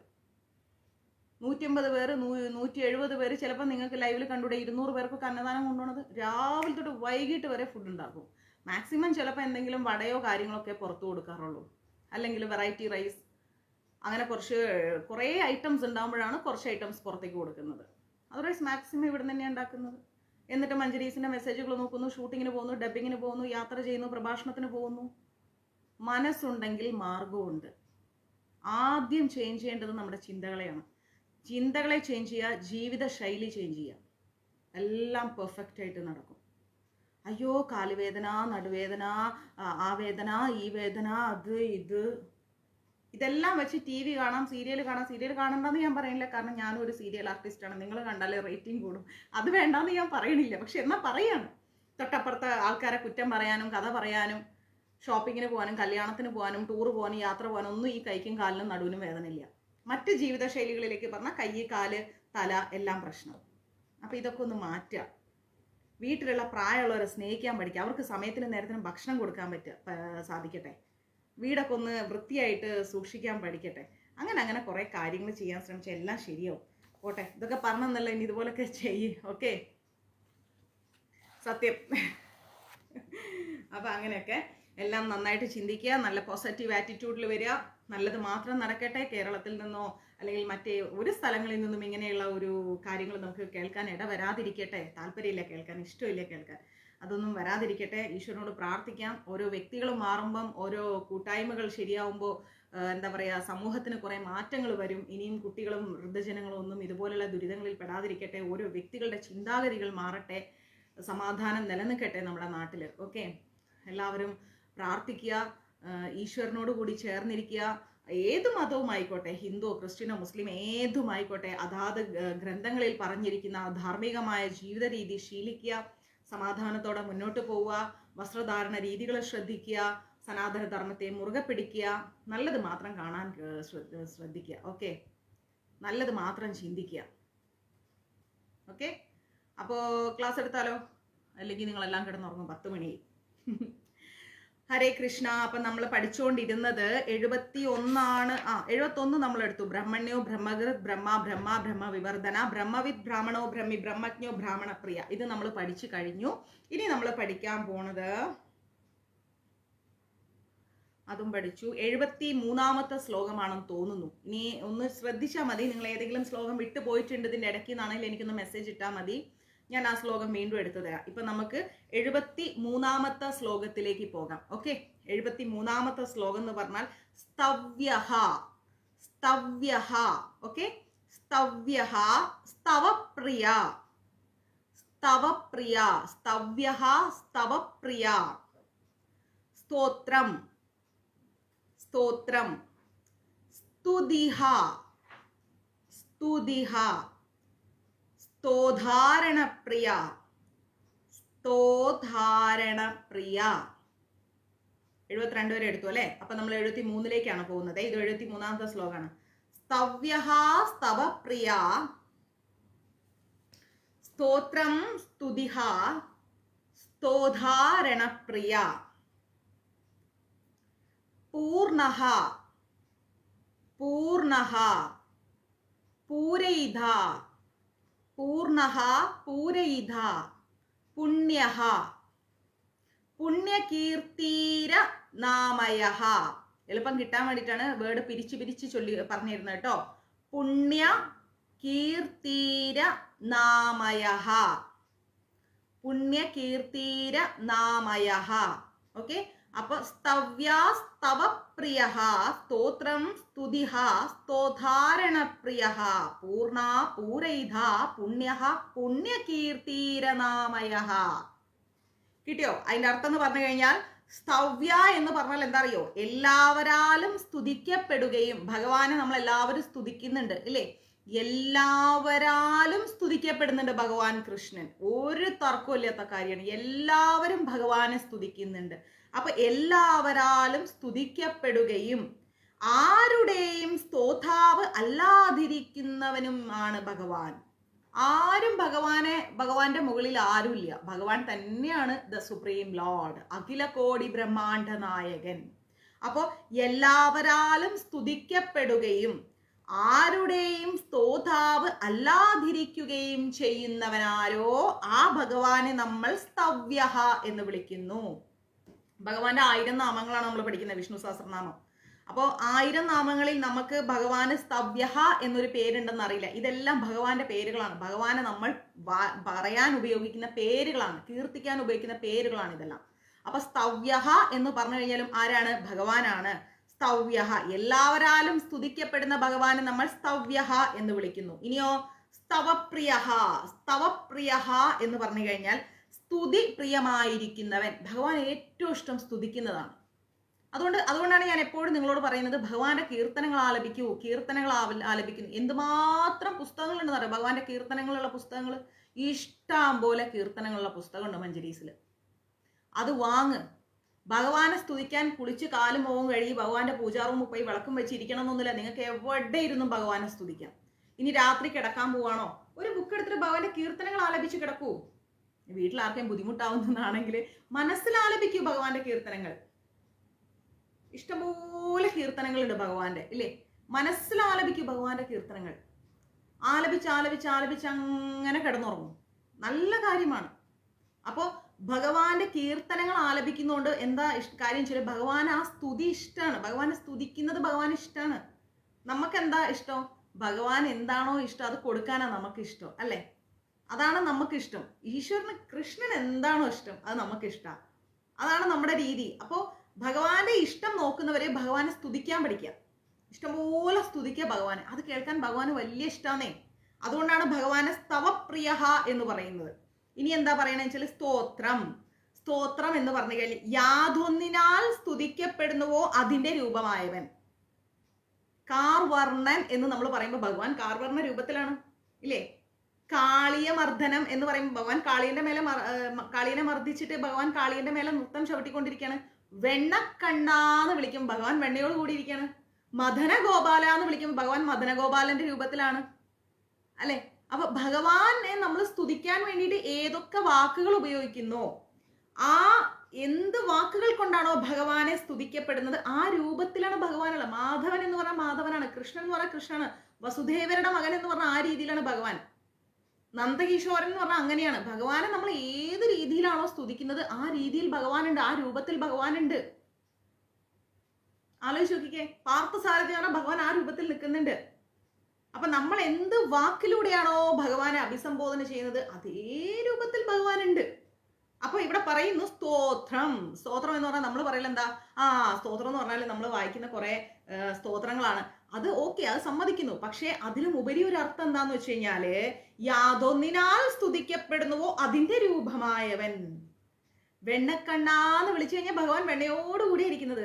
ആ വെണ്ണക്കണ്ണൻ എന്ന് പറയുന്ന ആ വാക്കിൽ, ആ അർത്ഥത്തിൽ, ആ വാക്കിൽ ഭഗവാനുണ്ട്. അപ്പൊ അതുകൊണ്ട് സ്തുതിക്കപ്പെടുന്ന രീതിയോടുകൂടി, രൂപത്തോടുകൂടി ഭഗവാൻ ഇരിക്കണം. അതുകൊണ്ടാണ് ഭഗവാനെ സ്തോത്രം എന്ന് വിളിക്കുന്നത്. ഇനി എന്താ പറയുന്നത്? സ്തോത്രം സ്തുതിഹ. സ്തുതിഹ എന്ന് പറയുന്നത്, സ്തുതിഹ എന്ന് പറഞ്ഞാൽ സ്തുതിക്കുക എന്ന ക്രിയയുടെ നാമരൂപമായവൻ. സ്തുതിക്കുന്നുണ്ട് ഭഗവാനെ നമ്മൾ അല്ലെ? ആ ക്രിയ അതൊരു ക്രിയയാണ്, അതൊരു പ്രവൃത്തിയാണ്. അപ്പൊ ആ പ്രവൃത്തിയുടെ നാമത്തിലാണ് ഭഗവാൻ നിൽക്കുന്നത്. നമ്മൾ സ്തുതിക്കും എന്ന് പറയുമ്പോൾ ആ സ്തുതിയിലാണ് ഭഗവാൻ നിൽക്കുന്നത്. അപ്പൊ അതുകൊണ്ടാണ് ഭഗവാനെ സ്തുതിഹ എന്ന് വിളിക്കുന്നത്. ഇനിയോ സ്തോധാരണപ്രിയ, സ്തോധാരണപ്രിയ. അപ്പൊ സ്തോധ എന്ന വാക്കിന്റെ അർത്ഥം എടുക്കാം, പിന്നെ നമുക്ക് രണപ്രിയ എന്നുള്ളത് എടുക്കാം. ഇവിടെ സ്തോധാരണപ്രിയ എന്ന് പറഞ്ഞാൽ, സ്തോത എന്ന് പറഞ്ഞാൽ സർവരൂപനായിരിക്കുകയാൽ സ്തുതി ചെയ്യുന്നവനും ഭഗവാൻ തന്നെ. ഒരുപാട് രൂപങ്ങൾ ഭഗവാനുണ്ട്, ഇഷ്ടം പോലെ രൂപങ്ങളുണ്ട്. സർവരൂപനായിരിക്കുകയാണ് ഭഗവാൻ. ഏതൊക്കെ രൂപത്തിലുണ്ട് നമുക്ക് തന്നെ പറയാൻ പറ്റില്ല. അങ്ങനെ ഒരുപാട് രൂപത്തിലുള്ള ആ ഭഗവാനെ സ്തുതിച്ചു കഴിഞ്ഞാൽ ആ സ്തുതിക്കുന്ന വാക്കും ഭഗവാൻ തന്നെ, സ്തുതിക്കാൻ ഉപയോഗിക്കുന്ന വാക്കിലുള്ള രൂപവും ഭഗവാൻ തന്നെ, സ്തുതി ഏറ്റെടുക്കുന്നവനും ഭഗവാൻ തന്നെ, സ്തുതിപ്പിക്കുന്നതും ഭഗവാൻ തന്നെ. അതുകൊണ്ട് പറയാം സർവരൂപനായിരിക്കുകയാൽ, ഒരുപാട് രൂപത്തിൽ ഇരിക്കുന്നത് കൊണ്ട് സ്തുതി ചെയ്യുന്നവനും ഭഗവാൻ തന്നെ, സ്തുതി ചെയ്യുന്നവനും ഭഗവാൻ തന്നെ. പിന്നെന്താ പറയണത്? രണപ്രിയ, സ്തോധാരണപ്രിയ. അതിൽ സ്തോധ എന്ന് പറഞ്ഞാൽ നമ്മൾ പഠിച്ചു. ഇനി രണപ്രിയ എന്ന് പറഞ്ഞാൽ രണം പ്രിയമായിരിക്കുന്നവൻ. ഭഗവാൻ രണം ഭയങ്കര ഇഷ്ടമാണ്. കാരണം എന്താ വെച്ചാൽ അധർമ്മത്തിനെതിരെ ഭഗവാൻ പോരാടും, നിർബന്ധമായിട്ടും പോരാടും. എവിടെ അധർമ്മം കാണുന്നോ ഭഗവാൻ ചിരിച്ചുകൊണ്ട് അത് ഫേസ് ചെയ്യുന്ന പറയുന്നത്. അതുകൊണ്ട് രണം ഭഗവാന് വലിയ ഇഷ്ടമാണ്. അപ്പൊ നമ്മൾ എന്ത് വേണം? അധാർമികതയിലേക്ക് പോകാതിരിക്കുക, ധാർമ്മികത കൈമുതലാക്കി വെക്കുക. അധാർമികതയിലേക്ക് നമ്മൾ ഒരിക്കലും പോകരുത്. അപ്പൊ നമ്മൾ എത്ര ശരി ചെയ്താലും മറ്റുള്ളവർ ചിലപ്പോൾ നമ്മളെ കുറ്റപ്പെടുത്തും, നമ്മുടെ ചെറിയ ചെറിയ തെറ്റുകൾ കാണാൻ ശ്രമിക്കും. നമ്മൾ എന്ത് ചെയ്യണം? അതിന് വലിയ മൈൻഡ് ആക്കരുത്. ഞാൻ അങ്ങനെയാണ്, ആരെങ്കിലും എന്തെങ്കിലും പറഞ്ഞാലോ അല്ലെങ്കിൽ ആരെങ്കിലും ഇപ്പൊ നമ്മളെ കുറിച്ച്, എന്നെ കുറിച്ച് പിന്നിൽ നിന്ന് ആരെന്ത് പറയണമെന്ന് എനിക്ക് അറിഞ്ഞൂടാ അല്ലേ? പറയുന്നവന് പിന്നിൽ നിന്ന് പറയാനേ സാധിക്കും, മുന്നിൽ വന്ന് നിന്ന് പറയാൻ കഴിയില്ലല്ലോ. ഏറ്റവും വലിയ ആൻസർ ആണ് സുധി പാലത്തിങ്കൽ. സുധി എന്താ പറയുന്നത്? അമ്മൂസ് എന്തിനാ എല്ലാം നോക്കണേ, പോയി പണിയൊക്കാൻ പറയും, അമ്മൂസ് ചെയ്യുന്ന പ്രവൃത്തി ചെയ്യും, ക്ലാസ് എടുക്കില്ല, അത് മര്യാദയ്ക്ക് പോയി ക്ലാസ് എടുക്കുക, അവനവന്റെ കാര്യം നോക്കി മുന്നോട്ട് പോകും. ഒരുപാട് പേര്, ശ്യാമ മാതാജി ആവട്ടെ, ലാലി ശ്രീനിവാസൻ മാതാജി ആവട്ടെ, ശ്രീകല മാതാജി ആവട്ടെ, നമ്മുടെ എക്സിക്യൂട്ടീവ് കമ്മിറ്റി അംഗങ്ങളാവട്ടെ, സുരേഷ് മോനപ്പൻ പ്രഭു ആവട്ടെ, ആരായാലും പറയലും എന്താണ്? ഇപ്പൊ എന്റെ അച്ഛനും അമ്മയാവട്ടെ, അമറാവട്ടെ, ആരായാലും പറയും മാതാജി ക്ലാസ് എടുക്കണ്ടേ, ക്ലാസ് എടുക്കുക. മറ്റുള്ളവർ എന്ത് പറയണേ എന്നുള്ളതല്ല നമ്മുടേത്. എനിക്കത് കേൾക്കുമ്പോൾ എന്ത് സന്തോഷമാണെന്ന് അറിയാം. കാരണം എന്താ വെച്ചാൽ ഒന്ന്, അവരിൽ ആ ധാർമ്മികത ഉള്ളതുകൊണ്ട് അവരത് അക്സെപ്റ്റ് ചെയ്യുന്നു. രണ്ട്, നമ്മുടെ ക്ലാസ്സുകൾ കേട്ടിട്ട് അവരും ആ മൈൻഡ് സെറ്റിലേക്ക് വരികയാണ് അല്ലേ? അപ്പൊ അതുകൊണ്ട് നമുക്ക് ഒരുപാട് സന്തോഷമാണ് ഇത് കേൾക്കുമ്പോൾ. അയ്യോ, എങ്ങനെയാണ് ഇത്രയും മോട്ടിവേഷൻ? അതാണ് നമുക്ക് വേണ്ടത് അല്ലേ? ഞാനിപ്പോൾ ഇത്രയും ജോലി ചെയ്യുന്നു എന്ന് പറയും. ഇതിൻ്റെ ഇടയിൽ ഞാൻ നിങ്ങളുടെ എല്ലാവരുടെയും മെസ്സേജ് നോക്കുന്നുണ്ട്. ഇതിൻ്റെ ഇടയിൽ നിങ്ങൾക്കുള്ള പുസ്തകങ്ങൾ ഞാൻ പാക്ക് ചെയ്യാനുള്ള, ആദ്യമൊക്കെ ഞാൻ തന്നെ പാക്ക് ചെയ്യാറ്. പാക്ക് ചെയ്യാൻ വേണ്ടിയിട്ട് ഇപ്പം ശാന്തി മാതാജി കൊണ്ട്, വിനോദ് പ്രഭുവിനെ കൊണ്ട് പാക്ക് ചെയ്യിക്കാറുണ്ട്. ബിന്ദം ഉണ്ടാക്കുന്ന കോലാഹലങ്ങൾ തീർക്കാറുണ്ട്. എൻ്റെ ഫ്രണ്ട്സിൻ്റെ കൂടെ ഞാൻ സമയം ചെലവഴിക്കാറുണ്ട്, ഡാൻസ് പ്രാക്ടീസ് ചെയ്യാറുണ്ട്, ജിമ്മിൽ പോകാറുണ്ട്. ഇതൊക്കെ എൻ്റെ ചുറ്റുപാടുള്ള ആളുകൾക്ക് അറിയുന്നതാണ് ഞാൻ അതൊക്കെ ചെയ്യുന്നത്. അന്നദാനം കുക്ക് ചെയ്യുന്ന മാത്രമല്ല, പാക്ക് ചെയ്യാറുണ്ട്. അത് കറക്റ്റായിട്ട് ആരുടെയൊക്കെ പേരിലാണെന്നുള്ള എഴുതിയെടുക്കാറുണ്ട്. അത് കൊണ്ടുപോയി തെരുവിൽ കൊടുക്കാറുണ്ട്. അതുണ്ടാക്കാനുള്ള സാധനങ്ങൾ വാങ്ങാൻ ഞാൻ മാർക്കറ്റിൽ പോകാനുണ്ട്. എല്ലാം ഇവിടെ എത്തിക്കാറുണ്ട്. എത്ര കാര്യങ്ങൾ നമുക്ക് ചെയ്യാൻ സാധിക്കുന്നു. നമ്മൾ ചെയ്യുന്ന പ്രവൃത്തികൾ നമ്മൾ ഹാപ്പി ആയിട്ട് ചെയ്യുക, പോസിറ്റീവായിട്ട് ചെയ്യുക. മറ്റു കാര്യങ്ങളെക്കുറിച്ച് നമ്മൾ തിങ്കേ വേണ്ട. അവരിങ്ങനെ പറഞ്ഞു, അവരങ്ങനെ പറഞ്ഞു, അവരെന്നെക്കുറിച്ച് അങ്ങനെ ചിന്തിക്കോ, അവരെന്നെക്കുറിച്ച് ഇങ്ങനെ ചിന്തിക്കോ, അത് ചിന്തിച്ച് ഇതൊന്നും മൈൻഡാക്കരുത്. ഇവരാരും നമ്മളുടെ എന്താ പറയുക മനസ്സിന്റെ സന്തോഷം നമ്മൾ കെടുത്തരുത്. ഇവരാരെ കൊണ്ടും നമ്മളെ മനസ്സിന് സന്തോഷം തരാൻ പറ്റില്ല. നമ്മൾ നേരെ പോ, നേരെ വാ. ജീവിതത്തിൽ പ്രശ്നങ്ങളില്ലാത്തവരാരുമില്ല. എല്ലാവർക്കും പ്രശ്നങ്ങളുണ്ടാവും. എനിക്കും ഉണ്ടാവും പ്രശ്നം. ആരും ഈ ഭൂമിയിൽ 100% ഹാപ്പി ആയിട്ട് ജീവിക്കുന്നത്. നമ്മുടെ സന്തോഷം കണ്ടെത്തുന്നത് നമ്മളാണ്. ഓരോ പ്രശ്നങ്ങൾ വരുമ്പോഴും ആ പ്രശ്നങ്ങൾ നമ്മൾ തരണം ചെയ്ത് മുന്നോട്ട് പോകണം. കാരണം എന്താ? ആ പ്രശ്നങ്ങളാണ് നമ്മളെ ഓരോ സമയവും ഉയർന്നെഴുന്നേൽക്കാൻ നമുക്ക് ശക്തിയായി മാറുന്നത്. അത് ഭഗവാൻ നമ്മളെ ഓർമ്മപ്പെടുത്തണം. സേഫ് ആയിരിക്കുക, ഹാപ്പി ആയിരിക്കുക. ഞാൻ ഇന്നലെ ഒരു മൂവിക്ക് ഡബ് ചെയ്തു. ഭയങ്കര നല്ല മൂവി കേട്ടോ. ഇംഗ്ലീഷിൽ നിന്ന് മലയാളത്തിലേക്കാണേ. ആമസോൺ പ്രൈമിൽ റിലീസായിട്ടില്ല, റിലീസാവാൻ പോകുന്നേ ഉള്ളൂ 5 ഭാഷകളിൽ. അത് വന്നിട്ട് ദ ഡെവിൾ മോത്ത്. 6 പേര് ഒരു ടൂർ പോകുന്നത്, കഥ ഞാൻ പറയില്ല. അപ്പോൾ അതിൽ 6 പേര് ഫ്രണ്ട്സാണ്. അവർ പറയുന്നൊരു കാര്യമുണ്ട്, ഐ എം ദ ബെസ്റ്റ്. അത് മലയാളത്തിൽ വരുമ്പോഴത്തേക്കും ഞാൻ ഏറ്റവും നല്ലതാണ്, ഞാൻ സ്മാർട്ടാണ്, എന്നെ കൊണ്ട് ചെയ്യാൻ സാധിക്കും എന്ന് പറയുന്നുണ്ട്. അപ്പോൾ അതൊരു ഭയങ്കര വേർഡാണ്. ആ സിനിമയുടെ ആ കംപ്ലീറ്റ് തീരുന്നത് വരെ എൻ്റെ ക്യാരക്ടറിന് ഞാൻ ഇത് പറഞ്ഞുകൊണ്ടിരിക്കുകയാണ്. പല ഘട്ടങ്ങളിൽ അത് പറഞ്ഞുകൊണ്ടിരിക്കുകയാണ്. അപ്പോൾ നമ്മളിൽ പോലും അറിയാതെ അത് ഇൻസ്പയർ ആവുകയാണ്. മനസ്സിലായില്ലേ? അപ്പം അങ്ങനെ നമ്മൾ എന്ത് ചെയ്യണം? നമ്മളെപ്പോഴും നമ്മളെ മോട്ടിവേറ്റ് ചെയ്തുകൊണ്ടേയിരിക്കണം. ഹീമാൻ നാളെ റിലീസാണ്. ഇത് എനിക്ക് തോന്നുന്നു ഇനിയുണ്ട്, സമയമുണ്ട്. ഒരു 5-10 ദിവസത്തിനുള്ളിൽ നമ്മൾ അത് റിലീസാവും തോന്നുന്നു. അപ്പം അങ്ങനെ കുറേ കാര്യങ്ങൾ നമുക്ക് ചെയ്യാൻ സാധിക്കണം. എന്നിട്ട് നമ്മൾ ഹാപ്പി ആയിരിക്കണം. നമ്മൾ സന്തോഷമായിരിക്കുന്നത് കാണാൻ ആഗ്രഹിക്കാത്ത വ്യക്തികളാണ് നമുക്ക് ചുറ്റുമുള്ളത്. അപ്പം എന്തിനാ അവരുടെ എന്താ പറയുക സന്തോഷം അവരെന്താഗ്രഹിക്കുന്നു അതെന്തിനു നമ്മൾ നടത്തി കൊടുക്കണം? നമ്മൾ ഹാപ്പി ആയിരിക്കും. വീട്ടിൽ തന്നെ എന്തെങ്കിലും പ്രശ്നങ്ങളുണ്ടെങ്കിൽ പിടിച്ച് കയറി അതിനോട് വാഗ്വാദം നടത്തരുത്. പറയട്ടെ, പറഞ്ഞു തീരട്ടെ എന്നാലോചിക്കുക. എത്രത്തോളം പറയും? ഇപ്പൊ തെറി വിളിക്കുകയാണെങ്കിൽ അതിന് ലിമിറ്റ് ഇല്ലേ? വിളിക്കട്ടെ, വിളിക്കാൻ പറ്റുന്നൊക്കെ വിളിക്കട്ടെ, പറയാൻ പറ്റുന്ന എല്ലാം പറയട്ടെ. അതിൻ്റെ അപ്പുറത്തേക്ക് നമ്മൾ റിയാക്ട് ചെയ്യാൻ പോകാഞ്ഞാൽ ഇതെല്ലാം ശാന്തമായിക്കോളും. എത്ര വലിയ സുനാമി വന്നാലും അതിനൊരു ശാന്തതയുണ്ടല്ലേ. അതുപോലെ എത്ര വലിയ പ്രശ്നങ്ങൾ ജീവിതത്തിൽ വന്നാലും സമാധാനത്തോടെ ഹാൻഡിൽ ചെയ്യാൻ പഠിക്കണം. വൈകാരികമായി പ്രശ്നങ്ങളെ ഒരിക്കലും സമീപിക്കരുത്, വിവേകപരമായി സമീപിക്കാൻ ശ്രമിക്കുക. അപ്പോൾ ഇവിടെ ഭഗവാൻ പറയുന്നു രണപ്രിയ എന്ന് പറയുമ്പോൾ അധർമ്മത്തിനെതിരെ പോരാടാൻ ഭഗവാന് ഭയങ്കര ഇഷ്ടമാണ്. അധാർമികത എവിടെ ഉണ്ടെങ്കിലും ഭഗവാൻ പോരാടും. അതുകൊണ്ടാണ് ഭഗവാനെ രണപ്രിയ എന്ന് വിളിക്കുന്നത്.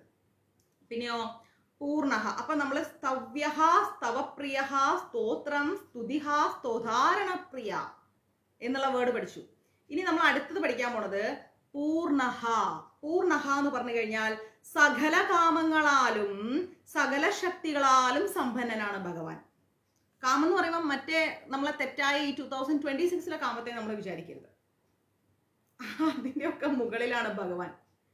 എല്ലാ ഇഷ്ടങ്ങളും ഭഗവാൻ സകല കാമങ്ങളാലും, അതായത് എല്ലാ വികാരങ്ങളുടെയും സകല ശക്തികളും ഭഗവാനുണ്ട്. നമ്മുടെ എന്ത് പ്രശ്നവും പരിഹരിക്കാനുള്ള ശക്തി ഭഗവാനുണ്ട്. ഈശ്വര, ഞാൻ വിളിച്ചിട്ട് ഭഗവാൻ വിളി കേൾക്കുന്നില്ലേ? ഞാൻ ഗുരുവായൂരപ്പനെ എപ്പോഴും പ്രാർത്ഥിക്കുന്നുണ്ടേ, വിളി കേൾക്കുന്നില്ലേ? വിളി കേൾക്കേണ്ട സമയത്ത് ഭഗവാൻ വിളി കേൾക്കും. ഇപ്പൊ 2026 നമ്മൾ എത്തിയില്ലേ? ഞാൻ ഒറ്റ ചോദ്യം ചോദിക്കട്ടെ, 2020 എന്തെല്ലാം പ്രശ്നം നമ്മൾ അനുഭവിച്ചു? അയ്യോ, എന്ത് ചെയ്യും എന്നറിയാതെ നെഞ്ചു പിടച്ച സമയങ്ങൾ ഉണ്ടായില്ലേ നമുക്ക്? 2012, 2010, 2011, 12, 13, 14, 21, 22, 23, 24 എല്ലാ വർഷവും പ്രശ്നങ്ങൾ ഉണ്ടായിരുന്നു നമുക്ക്. ആ പ്രശ്നങ്ങളെല്ലാം താണ്ടി 2026 എത്തിയില്ലേ? ഏതെങ്കിലും പ്രശ്നങ്ങൾ നമ്മൾ വീണുപോയോ? ഇന്നും ചെവി കേൾക്കുന്നുണ്ട്, കൈ അനക്കാം, കാലനക്കാം, കേൾക്കാം, പോകാം, വരാം, ജീവനോടെ ഇരിക്കുന്നുണ്ട്. ഈ കഴിഞ്ഞ പ്രശ്നങ്ങളെല്ലാം ഭഗവാൻ തീർത്തില്ലേ? നമ്മളെ കൊണ്ട് ഒരിക്കലും സോൾവ് ചെയ്യാൻ പറ്റില്ല എന്ന് കണ്ട പ്രശ്നങ്ങളിൽ നിന്ന് പോലും ഭഗവാൻ നമ്മൾ സോൾവ് ചെയ്ത് ഇവിടം വരെ എത്തിച്ചില്ലേ? ശക്തിയായി കൂടെ നിന്നില്ലേ? ഇനിയും ആ ഭഗവാൻ മുന്നോട്ട് കൊണ്ടുപോകും നമ്മളെ. നമ്മൾ ചെയ്യേണ്ടത് ഒറ്റ കാര്യം, സ്തോധാരണപ്രിയ, സ്തോത്രം ആലപിക്കുക, ഭഗവാന്റെ മുമ്പിൽ നാമസങ്കീർത്തനം ചെയ്യുക. ഉറപ്പായിട്ടും ഭഗവാൻ നമ്മളെ പ്രശ്നങ്ങളിൽ നിന്ന് പുറത്തു കൊണ്ടുവരും. ഇന്ന് ശാന്തി മാതാജി വിളിച്ചിട്ട് 3 പ്രശ്നം പറഞ്ഞു. ഞാൻ മാതാജിയോട് പറഞ്ഞു, ഓഹോ ഇതാണോ കാര്യം? പാവം അതിൻ്റെ ഗ്യാസ് അവിടെ തീർന്നുപോയി, ബുക്ക് ചെയ്തിട്ടേ ഉള്ളൂ. ഉടനെ സൊല്യൂഷനായി. അപ്പോൾ നമ്മൾ എപ്പോഴും ഒരു കൂട്ടായ്മയിൽ നിൽക്കുക. ആ കൂട്ടായ്മയിലൂടെ നമ്മൾ എന്ത് ചെയ്യണം? നമ്മൾക്ക് എവിടെ തളർന്നു പോകുന്നോ അവിടെ ആ കൂട്ടായ്മ നമ്മളെ സംരക്ഷിക്കും, ഉറപ്പായിട്ടും സംരക്ഷിക്കും, ഒരു സംശയമില്ല. അപ്പം അതുകൊണ്ട് നമ്മൾ എന്ത് ചെയ്യുക? എപ്പോഴും മനസ്സിന് ബലം കൊടുക്കുക. നമ്മൾക്കുണ്ടാകുന്ന എന്ത് പ്രശ്നവും തരണം ചെയ്യാനുള്ള ശക്തി നമ്മുടെ മുമ്പിൽ, നമ്മുടെ തൊട്ടടുത്ത്, നമ്മുടെ ഗുരുവായൂരപ്പാന്ന് വിളിക്കുന്നിടത്തുണ്ട്, കൃഷ്ണാന്ന് വിളിക്കുന്നിടത്തുണ്ട്. ആ ആത്മവിശ്വാസം മനസ്സിൽ വെക്കുക. നമുക്ക് നമ്മളെ വിശ്വാസമല്ലേ? നമ്മളെപ്പോഴും പറയുന്നൊരു വാക്കുണ്ട്, എന്താ പറയുക? ആരെന്ത് പറഞ്ഞാലും എനിക്ക് എന്നെ അറിയാം, എനിക്ക് എന്നെ അറിയാം, ഞാൻ എന്താണെന്ന് എൻ്റെ ഭഗവാനും എൻ്റെ ഈശ്വരനും അറിയാം. ഇത് വെറും വാക്കാവരുത്, ഒരിക്കലും ഇത് വെറും വാക്കാവരുത്. ഞാൻ എന്താണെന്ന് എനിക്കറിയാമെങ്കിൽ, എൻ്റെ ഈശ്വരൻ അറിയാമെന്നെങ്കിൽ ആ ഈശ്വരനെ എന്തുകൊണ്ട് 100% വിശ്വസിക്കാൻ പറ്റുന്നില്ല? എന്തുകൊണ്ട് വിശ്വസിക്കാൻ പറ്റുന്നില്ല? 100% സാക്ഷാൽ ഗുരുവായൂരപ്പനെ നമ്മൾ വിശ്വസിക്കുന്നുണ്ടെങ്കിൽ ഏത് സാഹചര്യത്തിലും അദ്ദേഹം നമ്മളുടെ കൂടെ ഉണ്ടാവും. ആ സാഹചര്യത്തെ എങ്ങനെ മറികടക്കണമെന്ന് ഭഗവാന് ശരിക്കറിയാം. ആ മറികടക്കേണ്ട സമയത്ത് നമ്മളുടെ ചിന്തയിലൂടെ, ബോധത്തിലൂടെ നമ്മൾ പ്രവർത്തിക്കേണ്ട ഓരോ കാര്യങ്ങളും ഭഗവാൻ നമ്മളെ ഓർമ്മപ്പെടുത്തും. ഓരോ കാര്യങ്ങളും നമ്മളെ ശരിയായ വഴിക്ക് ഭഗവാൻ കൊണ്ടുപോകും. ഒരിക്കലും അഹങ്കാര മനോഭാവത്തോടു കൂടി നമ്മൾ എന്ത് ചെയ്യരുത്? തീരുമാനങ്ങൾ എടുക്കരുത്. ഞാൻ എന്തും ചെയ്യും, എന്നെ കൊണ്ട് എന്തും പറ്റും, ഞാൻ അങ്ങനെയാണ്, ആ ചിന്ത വേണ്ട. നമ്മളൊന്നും അല്ല, സീറോ, ഒരു വട്ടപൂജയാണ് നമ്മൾ. കുറെ കാശ് സമ്പാദിച്ചു വെച്ചുകൊണ്ടോ, കുറെ വലിയ പൊസിഷനിൽ നിൽക്കുന്നുണ്ടോ, അങ്ങനെയൊന്നും, അതുകൊണ്ടൊന്നും നമ്മളൊന്നും ആയിട്ടില്ല. ചില ആളുകൾക്ക് ഒരു ധാരണയുണ്ട്, കുറച്ച് ബാങ്ക് ബാലൻസ് ഉണ്ടായാലും, കഴുത്തിൽ 2 ചെയിൻ ഉണ്ടായാലും, കയ്യിലും കാലിലും ഒരു വളയുണ്ടായി, ഒരു വീട് ഉണ്ടായി കഴിഞ്ഞാൽ നമ്മളെ എല്ലാം വലിയ സംഭവമാണെന്ന്. ഒന്നുമല്ല. ഇതൊന്നും ഒന്നും മതിയാവാത്തൊരു സാഹചര്യം ചിലപ്പോൾ ഉണ്ടാവും. അതുകൊണ്ട് ഒരിക്കലും പണത്തിൻ്റെ ബലത്തിലോ ഒരാളുടെ ജോലിയുടെ ബലത്തിലോ പൊസിഷന്റെ ബലത്തിലോ നമ്മൾ ഒരാളെയും നമ്മൾ എന്ത് ചെയ്യരുത്? ഞാൻ ചെയ്യാറില്ല. ഒരാളെയും നമ്മൾ വലിയ ആളായിട്ട് കാണരുത്. അവരവരാണ്, അവരങ്ങനെ ആയിരിക്കട്ടെ, നല്ല കാര്യം. നമ്മളാണ്, നമ്മൾ ഇങ്ങനെ ആയിരിക്കട്ടെ, അല്ലേ? നമുക്ക് എന്തുണ്ടോ അത് നമ്മളെ തേടി വരും, ഉറപ്പായിട്ടും വരും. 100% നമ്മളെ കാത്തിരിക്കും. നമുക്ക് വരേണ്ടതാണെങ്കിൽ നമുക്ക് വരും. നമുക്ക് വരേണ്ടതല്ലാത്ത കാര്യങ്ങളുടെ പിന്നാലെ നമ്മൾ പോവരുത്. അത്രയേ ഉള്ളൂ ജിൻസി മാതാജി. ഞാൻ അതാ എപ്പോഴും നിങ്ങളോട് പറയാം. നിങ്ങൾക്ക് എന്ത് സങ്കടം ആയിക്കോട്ടെ, ഞാൻ കേട്ടോ കേട്ടില്ലേ നിങ്ങൾ നോക്കണ്ട. മഞ്ചരീസ് എന്ന് പറഞ്ഞാൽ ഗുരുവായൂരപ്പന്റെയാണ്, കിച്ചൂട്ടന്റെയാണ്. ആ മഞ്ചരീസ് നമ്പർ എന്ന് പറഞ്ഞാൽ അത് കിച്ചൂട്ടന്റെ നമ്പറാണ്. 93 42 49 49. അത് കിച്ചൂട്ടന്റെ നമ്പറാണ്. നിങ്ങൾ ഇടുന്ന മെസ്സേജ് ഭഗവാൻ കേൾക്കും, ഉറപ്പായിട്ടും കേൾക്കും. അതിനുള്ള ശക്തി ഭഗവാൻ ഉണ്ടെന്ന് മനസ്സിലാക്കുക. അയ്യോ അമ്പിളി മാതാജി കേട്ടില്ലല്ലോ. ഇവിടെ അമ്പിളി മാതാജി എന്ന് പറഞ്ഞാൽ 0 ആണ്, ബിഗ് 0 ആണ്. നിങ്ങൾ അത് മനസ്സിലാക്കൂ. അവിടെ സാക്ഷാൽ കിച്ചൂട്ടനും രാധാറാണിയാണ് അവിടെ ഇമ്പോർട്ടന്റ്. അദ്ദേഹത്തിനോട് പറയാനുള്ള കാര്യങ്ങൾ നിങ്ങൾ എന്ത് ചെയ്യുക? നേരെ എന്തിടുക? നമ്മുടെ മെസ്സേജ് ആയിട്ടിടുക. അദ്ദേഹം കേട്ടോളൂ. ഞാൻ കേട്ടില്ല, ഞാൻ സീൻ ചെയ്യില്ല എന്നോർത്ത് വിശ്വസിക്കേണ്ട, അങ്ങനെ ചിന്തിക്കേണ്ട. അത് കേൾക്കാൻ ആര് കേൾക്കാനാണ് ഇടുന്നത്? ഭഗവാന്റെ അടുത്തേക്കാണ് നിങ്ങൾ ഇടുന്നത്. ഞാനിപ്പോൾ കേട്ടാലും ഞാൻ ഭഗവാനോടാ പറയണത്. അപ്പൊ നേരെ അത് ആരാ കേൾക്കുന്നത്? കിച്ചൂടനാ കേൾക്കുന്നത്. പലരും മെസ്സേജ് മാതാജി കണ്ടില്ല, പക്ഷെ എൻ്റെ ആ കാര്യം നടന്നു. കാരണം ആ ഫോൺ ഞാൻ രാത്രി ഉറങ്ങുമ്പോൾ എവിടെ വെക്കുന്നത്? കിച്ചൂടനെ മുമ്പിലാണ് കൊണ്ടുവെക്കുക. ഭഗവാന്റെ മുമ്പിൽ വെക്കും ആ ഫോൺ, മഞ്ചരീസിന്റെ ഫോണ്.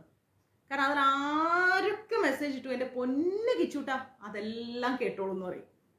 ഇപ്പോൾ അത് ചില ആളുകൾ ചിന്തിക്കും, എന്താ ഇപ്പം മാതാജി ഇങ്ങനെ പറഞ്ഞാൽ? മൊബൈൽ കൊണ്ടുപോയി കിച്ചൂട്ടൻ്റെ അടുത്ത് വെക്കും, അവിടെയാണ് ഇരിക്കാറ് ആ ഫോൺ. മഞ്ചരീസിന്റെ ഫോൺ അവിടെ ഇരിക്കാറ്. അത് ഭഗവാന്റെ ഫോണാണ്. അതിൽ മെസ്സേജ് ഇടുന്നവർ ഭഗവാന്റെ ഭക്തരാണ്. എനിക്ക് പേഴ്സണൽ മെസ്സേജ് ഇടുന്നവരാരും അതിലിടില്ല. അപ്പൊ അതുകൊണ്ട് തന്നെ ഉറപ്പായിട്ടും നമ്മുടെ പ്രശ്നങ്ങൾ സാക്ഷാൽ ഗുരുവായൂരപ്പൻ തീർത്ത് തരും. നമുക്ക് എന്ത് പ്രശ്നം ഉണ്ടായിക്കോട്ടെ, ആവലാതിപ്പെടണ്ട, വിഷമിക്കണ്ട, കഷ്ടതപ്പെടണ്ട, മറ്റൊരാളുടെ ജീവിതമായിട്ട് ഇങ്ങനെ കമ്പയർ ചെയ്യണ്ട. നമുക്ക് കിട്ടണം, നമ്മൾക്ക് ലഭിക്കണം എന്ന് ഭഗവാൻ ആഗ്രഹിച്ചിട്ടുണ്ടെങ്കിൽ, അല്ലെങ്കിൽ നമ്മൾ ആഗ്രഹിച്ചിട്ടുണ്ടെങ്കിൽ, അത് ആ ആഗ്രഹം നല്ലതാണെങ്കിൽ ഗുരുവായൂരപ്പൻ നമുക്ക് നടത്തി തരും, ഉറപ്പായിട്ടും നടത്തി തരും. പതറിപ്പോവരുത് ജീവിതത്തിൽ, മനസ്സിലായോ? എന്ത് പ്രശ്നവും വന്നോട്ടെ, നമ്മൾ സമചിത്തതയോടുകൂടി ആ പ്രശ്നത്തെ നേരിടാൻ പഠിക്കണം. ജീവിതത്തിൽ എന്ത് പ്രശ്നവും വന്നോട്ടെ അത് നേരിടണം. അവിടെയാണ് ജീവിതം വിജയിക്കപ്പെടുന്നത്. ആത്മഹത്യ ചെയ്തുകൊണ്ട് ജീവിതം ജയിക്കാൻ പോണില്ല. ഒരു വ്യക്തി മരിച്ചാൽ ആ വ്യക്തി പോയി എന്നുള്ള വിഷമം മാക്സിമം 1 മാസമേ ഉള്ളൂ. അത് കഴിഞ്ഞാൽ മറ്റുള്ളവർ അവരുടെ ലൈഫ് നോക്കി പോകും. ആരും കൂടെ പോയി ചെതേ ചാടുന്നില്ല. അതൊക്കെ സതിയൊക്കെ എടുത്ത് കളഞ്ഞു. അതുകൊണ്ട് ആത്മഹത്യയെക്കുറിച്ച് ചിന്തിക്കാതെ വന്ന പ്രശ്നത്തെ വിനയത്തോടു കൂടി കൈകാര്യം ചെയ്യാം. ആർഭാട ജീവിതം ഒഴിവാക്കുക. ജീവിതത്തിൽ നിന്ന് ആർഭാടം വേണ്ട, മനസ്സിലായില്ലേ? ആർഭാടം ഒഴിവാക്കിയാൽ തന്നെ നമുക്ക് പല പല പ്രയാസങ്ങൾ മാറിക്കിട്ടും. സാമ്പത്തിക ദുരിതങ്ങൾ ഒരുപാട് തീരും. കണ്ണ് കാണുന്നതും കാത് കേട്ടതെല്ലാം വാങ്ങാൻ പോവരുത്. എൻ്റെ കയ്യിൽ ഇത്രേ പൈസയുള്ളൂ, അതുകൊണ്ട് ഞാനത് വാങ്ങുന്നു. എനിക്ക് വാങ്ങാം എന്ന് തോന്നുന്ന കാര്യങ്ങൾ മാത്രം വാങ്ങുക. മറ്റൊരാൾ 2000 രൂപയുടെ ഡ്രസ്സ് ഇട്ട് നോർത്തിട്ട് നമ്മൾ പോയിട്ട് 5000 രൂപയുടെ ഇടാൻ നിൽക്കേണ്ട. ആരോട് കോമ്പറ്റീഷൻ വേണ്ട. എനിക്കുള്ളത് ഇതാണ്, ഞാൻ ഇതേ ഇടൂ. മനസ്സിലായില്ലേ? എനിക്ക് ഇതേ ഉള്ളൂ, എന്നെ കൊണ്ട് ഇതേ പറ്റൂ, എനിക്ക് ഇടാനേ പറ്റൂ. അയ്യോ അവരങ്ങനെ വരുന്നു, അവരിങ്ങനെ വരുന്നു, ഞാൻ അങ്ങനെ പോണം, അതൊന്നും വേണ്ട. നമ്മൾ നല്ല കൃഷ്ണഭക്തരായിരിക്കുക. എപ്പോഴും ഭക്തി പ്രാക്ടീസ് ചെയ്യുക. ഭൗതിക ഉയർച്ചയെക്കുറിച്ച് ചിന്തിക്കേണ്ട. മനസ്സിലായില്ലേ? ഭൗതിക ഉയർച്ച നമുക്ക് ഒന്നും ഉണ്ടാക്കാൻ പോണില്ല, ഒന്നും നൽകാം. ആത്മീയ ഉയർച്ച നമ്മളെ എന്നെന്നും നിലനിർത്തും. ഒരു ബിൽഡിങ്ങിന്റെ ബേസ്മെന്റ് ആണ് ആത്മീയത.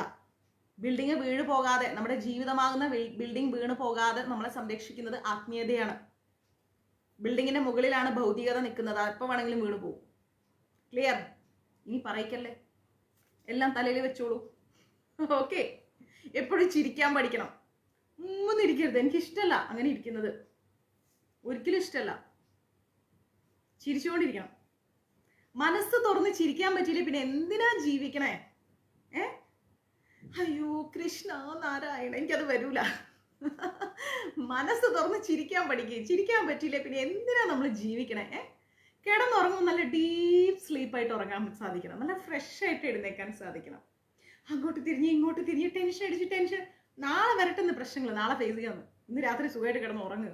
മനസ്സിലാവുന്നുണ്ടോ? നല്ലോണം ഭക്ഷണം കഴിക്കുമ്പോൾ രുചിയറിഞ്ഞ് കഴിക്കുമ്പോൾ എന്താ ടേസ്റ്റ്? അതൊരു നല്ല മാങ്ങാ ചമ്മന്തിയും ചോറും ആണെങ്കിൽ നല്ല ഹാപ്പി ആയിട്ട് കഴിക്കാൻ പഠിക്കണം. കഴിക്കുന്ന ഭക്ഷണത്തിന്റെ രുചി അറിയുന്നില്ല, കിടന്നുറങ്ങിയിട്ട് ഉറക്കം വരുന്നില്ല, ഭഗവാനെ വിളിക്കുമ്പോൾ മനസ്സ് പല പല ചിന്തകളിൽ പോകുന്നു. ഇത്രയും പറ്റിയില്ലേ പിന്നെ എന്തിനാ ഒരു മനുഷ്യൻ ജീവിക്കണേ? മനസ്സിലായോ? നല്ല ഹാപ്പി ആയിട്ട് സൂപ്പറായിട്ട് ജീവിക്കാൻ പഠിക്കണം. അതാണ് നമുക്ക് വേണ്ടത്. ദേ എൻ്റെ മോൻ മീശോ ഒക്കെ എടുത്തു വന്നിരിക്കുന്നു. ആകെ ഉണ്ടായതൊരു കുഞ്ഞു മീശ. അപ്പൊ അവൻ അതും എടുത്തു. ഇതെന്തിനാ അത്? ഇതെന്തിനാ എടുത്തേ? ഇവിടെ വാ, കൂടെ നോക്കട്ടെ. നോക്കട്ടെ കുഞ്ഞാ. അജയെ കൊള്ളില്ല. ഭംഗിണ്ട്.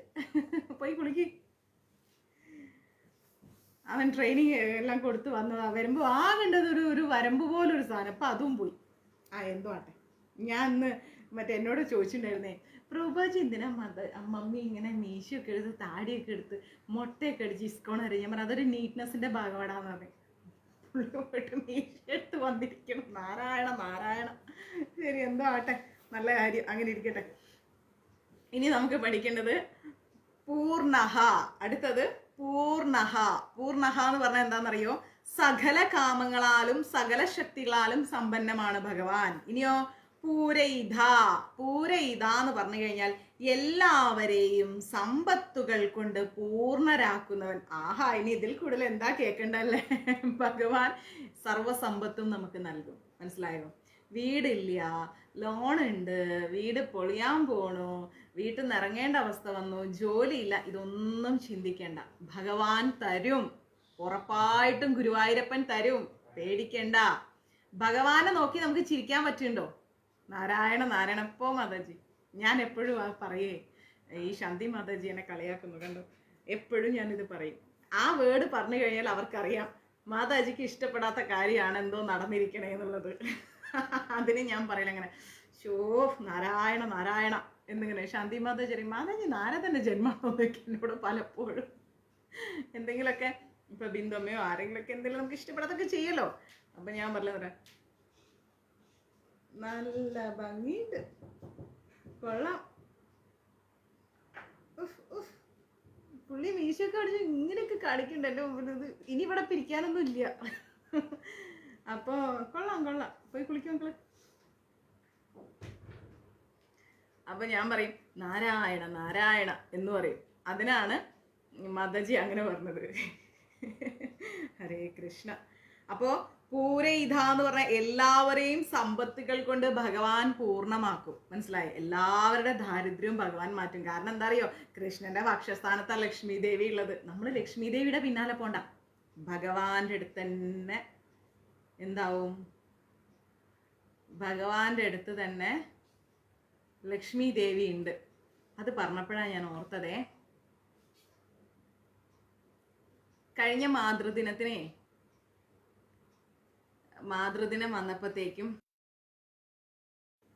മാതൃദിനം വന്നപ്പോ എൻ്റെ സഞ്ജു എനിക്കൊരു ലക്ഷ്മി ദേവിയുടെ ഫോട്ടോ ആണ്, ശാന്തി മാതാജിക്ക് ഓർമ്മയുണ്ടോ, പഴനിയിൽ വെച്ചിട്ട് ലക്ഷ്മി ദേവിയുടെ ഫോട്ടോ ആണ് എനിക്ക് ഗിഫ്റ്റ് ചെയ്തത് കഴിഞ്ഞ മാതൃദിനം, ലാസ്റ്റ് മദേഴ്സ് ഡേക്ക്. ഇപ്പോൾ അത് ഇവിടെ ഉണ്ട് മാതാജി. സഞ്ജുവേ, ദേ ശാന്തി മാതാജി വിളിക്കുന്നു, നിന്റെ ഫേസ് നോക്കട്ടെ എന്ന് പറഞ്ഞിട്ട്. പിന്നെ കാണിക്കാന്ന് ശാന്തി ആൻറ്റിയോട് പിന്നെ കാണിക്കാന്ന്. ഇപ്പൊ ലൈവിൽ കാണിക്കാൻ പുള്ളിക്ക് നാണം. അപ്പോ ഞാൻ ഈ ഫോട്ടോ കുറേ ദിവസം മാതാജി കണ്ടില്ലേ, നമ്മുടെ ബുക്സ് വെച്ചതിൻ്റെ അടുത്ത് വെച്ചു. പിന്നെ ഞാൻ കൊണ്ട് ഈ ബാലാജിയുടെ അടുത്ത് വെച്ചേ. ഇപ്പോഴും ഇത് പറഞ്ഞപ്പോഴാണ് ഞാൻ ഓർത്തത്, കറക്റ്റായ സ്ഥലത്താണ് ഇരിക്കുന്നത് കേട്ടോ. നോക്കിക്കേ, സി കണ്ടോ, കാണുന്നുണ്ടോ? രണ്ടാളും ചേർന്നിരിക്കുന്നത് കണ്ടോ? ഞാനിപ്പോ ഇത് പറഞ്ഞപ്പോഴാണ് ഓർത്തത്, ഭഗവാന്റെ അടുത്ത് തന്നെ ലക്ഷ്മി തിരുപ്പതി ബാലാജി കുറേ നാളായി അവിടെ ഒറ്റയ്ക്ക് ഇരിക്കുന്നു. ഇപ്പൊ ലക്ഷ്മി ദേവിയും കൂടി വന്നപ്പോൾ ആള് ഹാപ്പി ആയി അല്ലേ മാതാജി? ഞാൻ അങ്ങനെ ചിന്തിച്ചിട്ടേ ഇല്ല കേട്ടോ. സത്യത്തില് ഞാൻ അങ്ങനെ ഒരു ഇതില് ചിന്തിച്ചിട്ടൊന്നും വെച്ചതല്ല. ഞാൻ അങ്ങനെ വെച്ചതാ. ഭഗവാൻ ദേവിനെ ഇവിടെ വെക്കുക അവിടെ വെക്കുക, അങ്ങനെ ഇവിടെ എപ്പോഴും കൃഷ്ണമയാണ്. നമ്മുടെ വീട്ടിൽ കുറേ കൃഷ്ണമയമാണ്, എല്ലായിടത്തും കൃഷ്ണ. ഞാനിങ്ങനെ വെച്ചപ്പോൾ ഇപ്പം ഈ വേർഡ് പറഞ്ഞപ്പോഴേ ഓർത്ത്, ഈ കറക്റ്റാണോ, ഞാൻ ബാലാജിയുടെ ഫോട്ടോൻ്റെ തൊട്ടടുത്ത ലക്ഷ്മി ദേവിയുടെ ഫോട്ടോ വെച്ചെന്ന്. ഓക്കെ, എന്തോ ഭഗവാന്റെ അനുഗ്രഹം, അങ്ങനെ ഇരിക്കട്ടെ. അപ്പൊ എല്ലാവരെയും സമ്പത്തുകൾ കൊണ്ട് ഭഗവാൻ എന്ത് ചെയ്യും? പൂർണ്ണരാക്കും. കാരണം ഭഗവാന്റെ വക്ഷസ്ഥാനത്ത് ലക്ഷ്മി ദേവി ഉണ്ട്. നമ്മൾ ലക്ഷ്മി ദേവിയുടെ അടുത്തേക്ക് പോവേ വേണ്ട, ഭഗവാന്റെ നാമം ചൊല്ലിയാൽ മതി, ദേവി ഓട്ടോമാറ്റിക്കലി നമ്മളിലേക്ക് വരും. ഓക്കെ. പിന്നെ ദേ പ്രസന്നാമ്മയും ചോദിക്കുന്നുണ്ട് കേട്ടോ, സഞ്ജുമോനെ കാണണോന്ന്. മുത്തശ്ശീന്നാ പറയാ പ്രസന്നാമ്മനെ. എന്നിട്ട് എന്നോട് പറയും, പോ മമ്മി മുത്തശ്ശീന്നൊന്നും വിളിക്കണ്ട, പ്രസന്നാമ്മയ്ക്ക് അത്ര ഏജ് ഒന്നും തോന്നുന്നില്ല, ആൻറ്റീന്ന് വിളിച്ചാൽ മതിയല്ലേ, ചേച്ചീന്ന് വിളിച്ചാൽ മതി എന്നൊക്കെ. അവരൊക്കെ വലിയ കൂട്ടാ സഞ്ജു ആയിട്ട്. ഞങ്ങളുടെ കൂടെ യാത്രക്കൊക്കെ വരിക സഞ്ജു. ഇവരൊക്കെ ആയിട്ട് ഭയങ്കര കൂട്ടാ. ശാന്തി ആൻറ്റി, പ്രസന്ന അമ്മമ്മ, ജയന്തി അമ്മമ്മ, ജയന്തി അമ്മയുടെ ഹസ്ബൻഡ് ഉണ്ട് ശങ്കരപ്പ, അപ്പയെ വിളിക്കൽ അപ്പൂപ്പാന്നാ. സിനിമാതാജിയും അതുപോലെ സിനിമാതാജി ബനിയനൊക്കെ വാങ്ങിക്കൊടുക്കുന്നുണ്ട്. അത് പുള്ളി അങ്ങ് വല്ല നിധി കൊണ്ടുനടക്കുന്ന പോലെ കൊണ്ടുനടക്കുന്നുണ്ട്. ഓണത്തിന് ഇത് സിനിയമ്മ വാങ്ങിച്ചതാണെന്നും പറഞ്ഞിട്ട്. അതുപോലെ അമർ, അയ്യോ രക്ഷയില്ല. അമറിന് എന്നാ ചെന്നൈക്ക് കൊണ്ടുവരാന്ന് പറഞ്ഞാൽ ഇപ്പം ചോദിച്ചുകൊണ്ടിരിക്കാൻ. അമർ മാമ വന്നെങ്കിൽ എനിക്കൊരു കൂട്ടായെന്ന്. അവർ കോഴിക്കോട്ടുകാരാണല്ലോ, അവർ ഭയങ്കര ക്ലോസാണ്. അങ്ങനെ കുറേ പേരെ അറിയാം പുള്ളിക്ക്. മഞ്ജരി, സുധിയെ അറിയാം. സുധിമാമനെ വീഡിയോ കോൾ വിളിക്കാറുണ്ട്. ഞാൻ ഇടയ്ക്ക് വിളിക്കുമ്പോൾ സംസാരിക്കുമ്പോഴൊക്കെ വേഗം സുധിമാമനായിട്ട് കൂട്ടാണ്. അങ്ങനെ കുറേ പേരെ പുള്ളിക്ക് നല്ല പിടുത്തമുണ്ട് മഞ്ജരീസിൽ. പിന്നെ ഇവിടെ പറയുന്നത് പുണ്യഹ. പുണ്യഹ എന്ന് പറഞ്ഞാൽ ശ്രവണമാത്രം കൊണ്ട് സകല പാപങ്ങളെയും ക്ഷയിപ്പിക്കുന്നവൻ. ആലോചിച്ച് നോക്ക്, ശ്രവണമാത്രം കൊണ്ട് സകല പാപങ്ങളെയും ക്ഷയിപ്പിക്കും. ഒരു നിമിഷം മതി നമ്മുടെ ജീവിതത്തിൽ ഒരു പാപം ഉണ്ടെങ്കിൽ ഭഗവാൻ ഇല്ലാണ്ടാക്കാൻ. അറിയോ, മനസ്സുകൊണ്ട് നമ്മൾ ഭഗവാനെ അങ്ങോട്ടേക്ക് കൃഷ്ണ നാരായണ എന്നൊന്ന് വിളിച്ചാല് കേൾക്കേണ്ട താമസം ഭഗവാൻ ആ വിളി കേൾക്കും. നമ്മളിപ്പോൾ വിചാരിക്കും ഞാൻ എത്ര വിളിച്ചിട്ട് എൻ്റെ ഈ പ്രശ്നം തീരുന്നില്ല എന്ന്. തീരും, ഉറപ്പായിട്ടും തീരും. അതിന് ഭഗവാന്റെ ഒരു സമയം നിശ്ചയിച്ചിട്ടുണ്ട്. ആ സമയത്ത് ഭഗവാൻ ഉറപ്പായിട്ട് അത് തീർത്തരും. അപ്പോൾ നിമിഷം മാത്രം കൊണ്ട് ഭഗവാൻ എന്ത് ചെയ്യും? നമ്മുടെ പാപങ്ങളെയെല്ലാം ഇല്ലാതാക്കും. അതുകൊണ്ടാണ് ഭഗവാനെ പുണ്യഹ എന്ന് വിളിക്കുന്നത്. പുണ്യകീർത്തി. പുണ്യകീർത്തി എന്ന് പറഞ്ഞാൽ പുണ്യരൂപമായിരിക്കുന്ന കീർത്തിയോട് കൂടിയവൻ. ഭഗവാന്റെ രൂപം പുണ്യമാണ് അല്ലേ?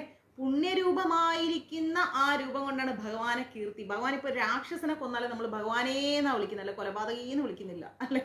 ഭഗവാൻ ചെയ്യുന്നതിലൊരു ധർമ്മമുണ്ട്.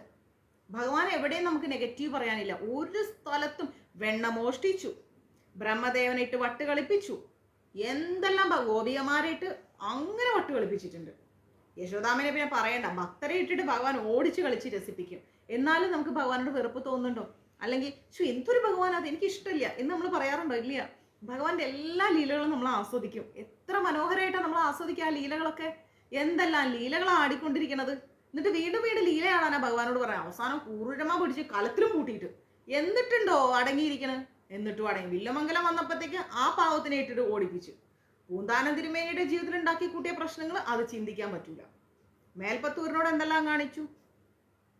അങ്ങനെ എന്തെല്ലാം ഭഗവാൻ ലീലകളാടുന്നു. ഈ ലീലകളെല്ലാം നമ്മൾ ആസ്വദിക്കുന്നില്ലേ? എവിടെയും നമുക്ക് ഭഗവാൻ ഒരു കുറ്റം പറയാൻ തോന്നില്ല, ഒരു കുറവ് പറയാൻ തോന്നുന്നില്ല അല്ലേ? ഭഗവാന്റെ ലീലകൾ ഇനിയും കാണാനാണ് നമ്മൾ ആഗ്രഹിക്കുന്നത്. രണ്ട് മരത്തിന്റെ ഇടയിൽ കൊണ്ടേ കെട്ടിയിട്ടിട്ടു ഒരലിന്റെ മുള, ആ മരത്തിനെയും പറിച്ചുകൊണ്ട് ഭഗവാൻ പോയി. അങ്ങനെ എന്തെല്ലാം ലീലകൾ ഏതെല്ലാം നിമിഷങ്ങളിൽ അദ്ദേഹം ആടിക്കൊണ്ടിരിക്കുന്നു. ആ ലീലകളൊന്നും നമ്മളെ വെറുപ്പിക്കുന്നില്ല, സന്തോഷത്തോടെ നമ്മൾ ആസ്വദിക്കുന്നു അല്ലേ? അങ്ങനെ പുണ്യരൂപമായിരിക്കുന്ന കീർത്തിയോട് കൂടിയിരിക്കുന്നവരാണ് ഭഗവാൻ. അതുകൊണ്ടാണ് ഭഗവാനെ പുണ്യകീർത്തിഹ എന്ന് വിളിക്കുന്നത്. പിന്നെയോ അനാമയഹ. അനാമയഹ എന്ന് പറഞ്ഞാൽ യാതൊരു വിധമായിരിക്കുന്ന വ്യാധികളാലും പീഡിപ്പിക്കപ്പെടാത്തവൻ. ഭഗവാൻ ഒരു രോഗം വരുമോ, അല്ലെങ്കിൽ എന്തെങ്കിലും തരത്തിലുള്ള വ്യാധികൾ ഭഗവാനെ ബുദ്ധിമുട്ടിപ്പിക്കുകയോ? ഒന്നും ബുദ്ധിമുട്ടിപ്പിക്കില്ല. സമസ്തവും ഭഗവാൻ എന്താണ്? പോസിറ്റീവാണ്. നമ്മൾ നല്ല സ്മെല്ലുള്ള ഒരു സ്ഥലത്തേക്ക് പോയാൽ നമ്മളത് ആസ്വദിച്ച് ആ സ്മെല്ലോടുകൂടി നമ്മൾ തിരിച്ചു വരും അല്ലേ? നല്ല സമാധാനം കിട്ടുന്ന ഒരു സ്ഥലത്ത് പോയാൽ നമ്മൾ നല്ല മനസ്സമാധാനത്തോടെ തിരിച്ചു വരും. അപ്പൊ അതേപോലെ എപ്പോഴും പോസിറ്റീവായിരിക്കുന്ന ഭഗവാനോട് കൂടി ചേരുമ്പം നമ്മൾ പോസിറ്റീവായിട്ട് തന്നെ തിരിച്ചു വരും. ആ സാത്വികതയിൽ തന്നെ നമ്മൾ നിലനിൽക്കും. അതുകൊണ്ടാണ് പറയുന്നത് ഭഗവാനെ എപ്പോഴും ചേർത്ത് പിടിക്കാൻ പറയുന്നത്. നാമങ്ങൾ കൊണ്ടേ ഭഗവാനെ ചേർത്ത് പിടിക്കാൻ പറ്റും, അല്ലാണ്ട് ചേർത്ത് പിടിക്കാൻ കഴിയില്ല. ഭഗവാനെ കിട്ടണമെങ്കിൽ എപ്പോഴും നാമസങ്കീർത്തനം ചെയ്തുകൊണ്ടിരിക്കുക, ഭക്ത കൂട്ടായ്മയിൽ ഒരുമിച്ച് നിൽക്കുക. അതുകൊണ്ടാണ് ഞാൻ എപ്പോഴും നിങ്ങളോട് പറയുന്നത് മഞ്ജരീസിന്റെ വാട്സപ്പ് ഗ്രൂപ്പിൽ അംഗമാകൂ, മഞ്ജരീസിന്റെ വാട്സപ്പ് ഗ്രൂപ്പിൽ അംഗമാകൂ. എന്തിനാ വാട്സപ്പ് ഗ്രൂപ്പിൽ അംഗമാവാൻ പറയണമെന്ന് വെച്ച് കഴിഞ്ഞാൽ ആ ഗ്രൂപ്പിൽ പോസ്റ്റ് ചെയ്യുന്ന സകല കാര്യങ്ങളും ഭക്തിമയമായ കാര്യങ്ങളാണ്, അല്ലാത്തൊന്നും ഞാൻ പോസ്റ്റ് ചെയ്യാറില്ല. പിന്നെ ഇടയ്ക്കൊക്കെ ഞാൻ ചെയ്യുന്ന ജോലി എന്താണെന്ന് പലർക്കും അറിയാത്തത് കൊണ്ട് ഡബ്ബിങ്ങിന്റെ വീഡിയോ ഒക്കെ എടുത്തിടും, അല്ലാണ്ട് വേറെ ഒന്നും ഇടാറില്ല. അത് വല്ലപ്പോഴും ഞാൻ ചെയ്യാറ്, അല്ലെങ്കിൽ ചെയ്യാറില്ല. നമ്മുടെ മഞ്ജരീസുമായി ബന്ധപ്പെട്ട ഗ്രൂപ്പിൽ നിങ്ങൾ നിൽക്കുമ്പോൾ നിങ്ങൾക്ക് എല്ലാം കിട്ടുന്നത് ഭഗവത്മയമായിരിക്കുന്ന കാര്യങ്ങളാണ്. ക്ഷേത്രമഞ്ജരി, ജ്ഞാനമഞ്ജരി, അതുപോലെ ഗുരുമഞ്ജരി, ദേവമഞ്ജരി, മഹാത്മ്യമഞ്ജരി, ഗാനാർച്ചന, എന്തെല്ലാം നല്ല നല്ല ഭക്തിമയമായ കാര്യങ്ങൾ. അത് നിങ്ങൾക്ക് വായിച്ചാൽ തീരില്ല, അത്രയും കിട്ടുന്നുണ്ട്. ഉച്ചപൂജ, അലങ്കാരം, ഭഗവാന്റെ ഹാരസമർപ്പണം, നല്ല നല്ല കഥകൾ സമയം കിട്ടുമ്പോൾ ഞാൻ ഇടാറുണ്ട്. അപ്പൊ അങ്ങനെയുള്ള കാര്യങ്ങൾ അഡ്മിൻസ് ഒള്ളിയാണ്, എക്സിക്യൂട്ടീവ് കമ്മിറ്റി മാത്രമേ ഇടൂ. അപ്പൊ ഇതെല്ലാം വായിക്കാൻ അതിൽ ഇഷ്ടം പോലെ നിങ്ങൾക്ക് വായിക്കാൻ കിട്ടുന്നുണ്ട് അല്ലെ? അതെല്ലാം വായിക്കുക, ഭഗവത് ചിന്തകളോട് കൂടി ദിവസം മുന്നോട്ട് കൊണ്ടുപോട്ടെ. അല്ലാതെ കുറെ അനാവശ്യമായ റീൽസ് കണ്ടിട്ടൊന്നും സമയം കളയരുത്. അപ്പൊ ഇവിടെ നമ്മൾ പഠിക്കേണ്ടത് സ്തവ്യാ സ്തവപ്രിയ, സ്തോത്രം സ്തുതിഹ സ്തോധാരണപ്രിയ, പൂർണ്ണഹ പൂരയിത പുണ്യഹ പുണ്യകീർത്തിരനാമയ എന്ന് പറയുന്നുണ്ട്. എന്ന് വെച്ചാല് എല്ലാവരാലും സ്തുതിക്കപ്പെടുകയും ആരുടെയും സ്തോതാവല്ലാതിരിക്കുകയും ചെയ്യുന്ന, സ്തുതി ഇഷ്ടപ്പെട്ടുകൊണ്ടിരിക്കുന്ന, യാതൊന്നിനാൽ സ്തുതിക്കുന്നുവോ ആ വാക്ക് പോലെ തന്നെ രൂപമായിരിക്കുന്ന, സ്തുതിക്കുക എന്ന ആ ക്രിയയുടെ നാമരൂപമേ ആയിരിക്കുന്ന, സർവസ്വരൂപനായിരിക്കുന്നതിനാൽ സ്തുതി ചെയ്യുന്നവനെയും ഭഗവാൻ തന്നെ, അതായത് ഭഗവാനെ തന്നെയാണ് നമ്മൾ സ്തുതിക്കുന്നത്. അപ്പൊ അതുകൊണ്ട് സ്തുതി എന്ന് പറഞ്ഞാൽ തന്നെ ഭഗവാനാണ്. അങ്ങനെ ഇരിക്കുന്ന, രണം ഇഷ്ടപ്പെടുന്ന, സകല കാമങ്ങളാലും സകല ശക്തികളാലും സമ്പന്നമായിരിക്കുന്ന, എല്ലാവരെയും സമ്പത്തുകൾ കൊണ്ട് പൂർണ്ണമാക്കി തരുന്ന, കേൾക്കുന്ന നിമിഷം കൊണ്ട് സകല പാപങ്ങളെയും ഇല്ലാതാക്കുന്ന, പുണ്യരൂപത്തോടുകൂടി പേരെടുത്തിരിക്കുന്ന, കീർത്തിയെടുത്തിരിക്കുന്ന, യാതൊരു വിധമായിരിക്കുന്ന വ്യാധികളാലും പീഡിപ്പിക്കപ്പെടാതിരിക്കുന്ന ആ സാക്ഷാൽ ഗുരുവായൂരപ്പന്റെ തൃപാദങ്ങളിൽ നമുക്ക് നമസ്കരിക്കാം. മനസ്സിലായോ? ആ 73-ാമത്തെ ശ്ലോകം 74-ാമത്തെ ശ്ലോകം കൂടി എടുത്ത് ഞാൻ വൈൻഡപ്പ് ചെയ്യും. ഇന്ന് 2 ശ്ലോകമേ എടുക്കുന്നുള്ളൂ. ഓക്കെ, നാളെ മറ്റു കഥകളൊന്നുമില്ല. 1 മാസത്തേക്കുള്ള മോട്ടിവേഷൻ ഞാൻ തന്നിട്ടുണ്ട്. നാളെ ഇത് മാത്രം, വിഷ്ണു സഹസ്രനാമം മാത്രം കേട്ടോ.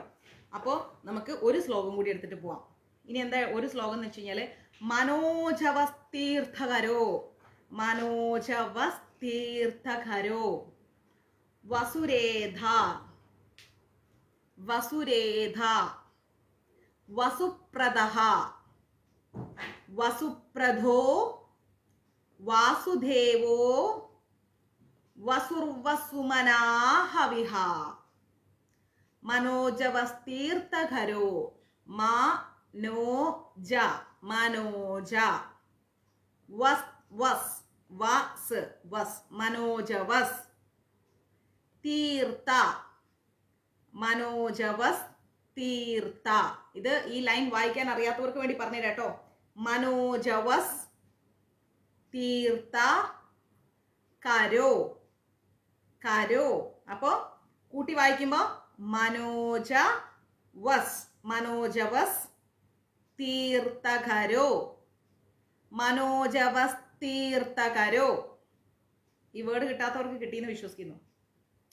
വസുരേധ വസുരേധ വസുപ്രദഃ വസുപ്രദഃ വസുപ്രദോ വസുപ്രദോ വാസുദേവോ വാസുദേവോ വസുർവ വസുർവ സുമന വസു എർ വസുർ വ വസുർവ സുമന.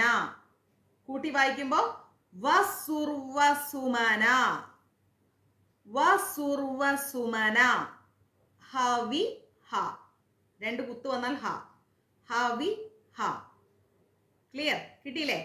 മനോജവസ് തീർത്ഥകരോ വസുരേധ വസുപ്രദഃ വസുപ്രദോ വാസുദേവോ വസുർവസുമനാ ഹവിഹ. ക്ലിയർ? വായിക്കാൻ കിട്ടിയെന്ന് വിശ്വസിക്കുന്നു. ഇനി കിട്ടിയില്ലെങ്കിലും മഞ്ജരീസിലേക്ക് മെസ്സേജ് ഇടും. മെസ്സേജ് നോക്കുമ്പോൾ പറഞ്ഞുതരാം. ഓക്കെ, അപ്പോൾ ഇതിന്റെ അർത്ഥം എന്ന് പറഞ്ഞു കഴിഞ്ഞാൽ മനോജവ മനോജവ എന്ന് പറഞ്ഞു കഴിഞ്ഞാൽ മനസ്സിന്റെ വേഗം പോലെയുള്ള വേഗത്തോടു കൂടിയവൻ. മനസ്സിലങ്ങോട്ട് ചിന്തിച്ച് കൂട്ടുന്ന സ്പീഡ് എന്ന് പറഞ്ഞാൽ നമുക്ക് ആർക്കും കൺട്രോൾ ചെയ്യാൻ പറ്റില്ല അല്ലേ? ഒരു കാര്യം കേട്ടിക്കഴിഞ്ഞാൽ പിന്നെ അങ്ങനെ ചിന്തിച്ച് ചിന്തിച്ച് ചിന്തിച്ച് കാട് കയറുക നമ്മള്.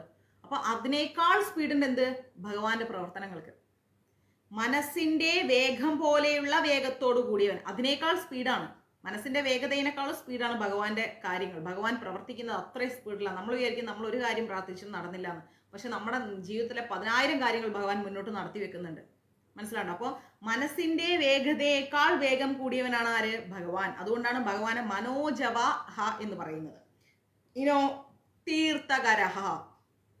തീർത്ഥകരഹ എന്ന് പറഞ്ഞാൽ 14 വിദ്യകളുടെയും വേദബാഹ്യങ്ങളായിരിക്കുന്ന വിദ്യകളുടെയും, അതായത് 14 വിദ്യകളുണ്ട്. ഈ 14 വിദ്യകളുടെയും വേദസംബന്ധമായിരിക്കുന്ന വിദ്യകളുണ്ട്. ആ വിദ്യകളുടെയും സിദ്ധാന്തങ്ങളുടെയും കർത്താവ് ആരാണ്? ഭഗവാനാണ്. അതായത് സകല വേദാദി ഗ്രന്ഥങ്ങളുടെയും എല്ലാത്തിൻ്റെയും ഓണർ എന്ന് പറഞ്ഞാൽ ഭഗവാനാണ്. ഓക്കെ, എല്ലാത്തിൻ്റെയും ഓണർ എന്ന് പറഞ്ഞാൽ ഭഗവാനാണ്. പിന്നെയോ അതിൻ്റെ വക്താവും ഭഗവാനാണ്. തീർത്ഥം എന്ന് പറഞ്ഞാൽ വിദ്യ എന്നാണ് അർത്ഥം. ഓക്കെ, അങ്ങനെ എല്ലാ അറിവിൻ്റെയും ഗ്രന്ഥങ്ങളാവട്ടെ, ശാസ്ത്രങ്ങളാവട്ടെ, ഉപനിഷത്തുകളാവട്ടെ, എന്തും ആവട്ടെ, എല്ലാത്തിൻ്റെയും വക്താവ് എന്ന് പറയുന്നത് ഭഗവാനാണ്. അതുകൊണ്ടാണ് ഭഗവാനെ തീർത്ഥകരഹ എന്ന് പറഞ്ഞത്. തീർത്ഥ എന്ന് പറഞ്ഞാൽ വിദ്യ എന്നർത്ഥം. ഒരു വാക്കിന് പല പല അർത്ഥങ്ങളുണ്ട് കേട്ടോ. തീർത്ഥം എന്ന് പറഞ്ഞാൽ പുണ്യാഹം എന്നർത്ഥമുണ്ട്, തീർത്ഥ എന്ന് പറഞ്ഞാൽ വിദ്യ എന്നർത്ഥമുണ്ട്. അങ്ങനെ ഒരു വായിക്കാൻ കിട്ടി, സൂപ്പർ വിജയമ. അപ്പോൾ അതിന് ഒരുപാട് അർത്ഥങ്ങളുണ്ട്. അപ്പോൾ ഇവിടെ തീർത്ഥകരഹ എന്ന് പറഞ്ഞാൽ സകല വിദ്യകളുടെയും ഓണർ, കർത്താവ്, ഭക്താവ് എല്ലാം ഭഗവാൻ തന്നെ. ക്ലിയർ? അതാണ് അതിൻ്റെ അർത്ഥം. അതുകൊണ്ടാണ് ഭഗവാനെ തീർത്ഥകരഹ എന്ന് പറയുന്നത്. മനോജവ തീർത്ഥകരഹോ എന്ന് പറഞ്ഞു കഴിഞ്ഞാൽ മനസ്സിന്റെ വേഗതയേക്കാൾ കൂടുതലാണ് ഭഗവാന്റെ പ്രവർത്തനങ്ങൾ. അതുകൊണ്ടാണ് ഭഗവാനെ മനോജവഹ എന്ന് പറയുന്നത്. മനസ്സിനേക്കാൾ വേഗതയുള്ള എല്ലാ വിദ്യകളുടെയും വക്താവ്, അല്ലെങ്കിൽ എല്ലാ വിദ്യകളുടെയും കർത്താവ് അത് ഭഗവാനാണ്. ഓണർ ഭഗവാനാണ്. അതാണ് ആ ഒരൊറ്റ വാക്കിന്റെ അർത്ഥം. മനോജവസ്തീർത്ഥകരോ, മനോജവസ്തീർത്ഥകരോ എന്ന് പറഞ്ഞാൽ മനസ്സിനേക്കാൾ വേഗതയുണ്ട് ഭഗവാന്. എല്ലാ അറിവിന്റെയും ഓണർ ഭഗവാനാണ്, ഉടമസ്ഥൻ ഭഗവാനാണ്. ഇത്രയുള്ള ആ വാക്ക്, സിമ്പിളാണ്. ഇനിയോ വസുരേദഹ. വസുരേദഹ എന്ന് പറഞ്ഞു കഴിഞ്ഞാൽ, വസു എന്ന് പറഞ്ഞാൽ എന്താ അറിയോ? സ്വർണം എന്നർത്ഥം. വസു എന്നാൽ സ്വർണം. അപ്പോ ആ സ്വർണത്തേക്കാൾ തേജസ് ഉണ്ട് ഭഗവാന്. വസുരേദഹ, സ്വർണം രേധസായിരിക്കുന്നവൻ. സ്വർണം, വജ്രം എന്നൊക്കെ പറഞ്ഞാൽ അതൊന്നും, അതിനേക്കാളൊക്കെ മുകളിലാണ് ഭഗവാൻ. അതിനേക്കാളൊക്കെ മുകളിലാണ് ഭഗവാൻ. പിന്നെയോ വസുപ്രദഹ. വസുപ്രദഹ, വസുപ്രദഹ എന്ന് പറഞ്ഞു കഴിഞ്ഞാല് ധനം സന്തോഷത്തോടു കൂടി പ്രദാനം ചെയ്യുന്നവൻ. ഭഗവാൻ നമുക്ക് ധനം തരാൻ ഇഷ്ടപ്പെടുന്നതിനാൽ സന്തോഷത്തോടെ ഭഗവാൻ തരും. ഓ, നിന്റെ കണ്ണീരും കഷ്ടപ്പാടും കണ്ടിട്ട് എന്നാ പിടിച്ചോ കൊണ്ടൊക്കോ എന്ന് ഭഗവാൻ പറയില്ല. സന്തോഷത്തോടെ ഭഗവാൻ നമുക്ക് തരും. നമ്മൾ എന്തെങ്കിലും കൊടുത്താൽ മാത്രമല്ല ഭഗവാൻ നമ്മളിൽ പ്രസാദിക്കുക, നമ്മൾ ഒന്നും കൊടുത്തില്ലെങ്കിൽ അദ്ദേഹം പ്രസാദിക്കും. കൃഷ്ണ, ഗുരുവായൂരപ്പ, നാരായണ, ഭഗവാനെ എന്ന് സ്നേഹത്തോടെ ഭഗവാനെ വിളിച്ചു നോക്ക്. കൂടെ ഇങ്ങ് പോരും. ഒരു പിഞ്ച് കുഞ്ഞ് വരുന്നത് പോലെ വരും. സീരിയസ്ലി ഇങ്ങ് വരും. ആ വിളി സ്നേഹത്തോടെ ആയിരിക്കണം. നല്ല എന്താ പറയുക, സോഫ്റ്റ് ആയിട്ട് ഇഷ്ടത്തോടെ ഭഗവാനെ അങ്ങ് മനസ്സ് തുറന്നങ്ങ് വിളിക്കണം. എൻ്റെ പൊന്ന് കൃഷ്ണാന്ന് വിളിച്ചു കഴിഞ്ഞാൽ അലിഞ്ഞിങ്ങ് വരും. വെണ്ണ അലിയുന്ന പോലെ അലിയും. മനസ്സിലാവുന്നുണ്ടോ? അതാണ് ഗുരുവായൂരപ്പനോടുള്ള ബന്ധം. ആ ഗുരുവായൂരപ്പനെ അങ്ങനെ കൊണ്ടുവന്നു കഴിഞ്ഞാൽ ആ ഗുരുവായൂരപ്പൻ നമ്മളെ കൂടെ അങ്ങ് നമ്മളിൽ അങ്ങ് ലയിച്ചിരിക്കുന്ന പറയണത്. അപ്പോൾ ധനം സന്തോഷത്തോടെ ഭഗവാൻ പ്രദാനം ചെയ്യും. പിന്നെയോ അതുകൊണ്ടാണ് വസുപ്രദഹ എന്ന് പറയുന്നത്. പിന്നെ വസുപ്രദഹ എന്ന് പറഞ്ഞിട്ട് വീണ്ടും നമ്മൾ പറയുന്നുണ്ട്, വസുപ്രധോ എന്ന് വിളിക്കുന്നുണ്ട്. വസുപ്രധോ വാസുദേവോ വസുർവസുമനാഹവിഹ എന്ന് പറയുന്നുണ്ട്. അപ്പൊ ഇതില് ആദ്യത്തെ വസുപ്രദ എന്ന് പറഞ്ഞാൽ ധനം സന്തോഷത്തോടെ പ്രദാനം ചെയ്യുന്ന. രണ്ടാമത്തെ വസുപ്രദ എന്ന് പറഞ്ഞാൽ ഭക്തന്മാർക്ക് സർവോത്കൃഷ്ടമായിരിക്കുന്ന മോക്ഷമാകുന്ന ഫലത്തെ പ്രദാനം ചെയ്യുന്നവൻ. ഭക്തര് നമ്മൾ ഭക്തരാ നമുക്ക് പറയാൻ പറ്റില്ല, നമുക്ക് കുറെ പോരായ്മകൾ എല്ലാവർക്കും ഉണ്ട്.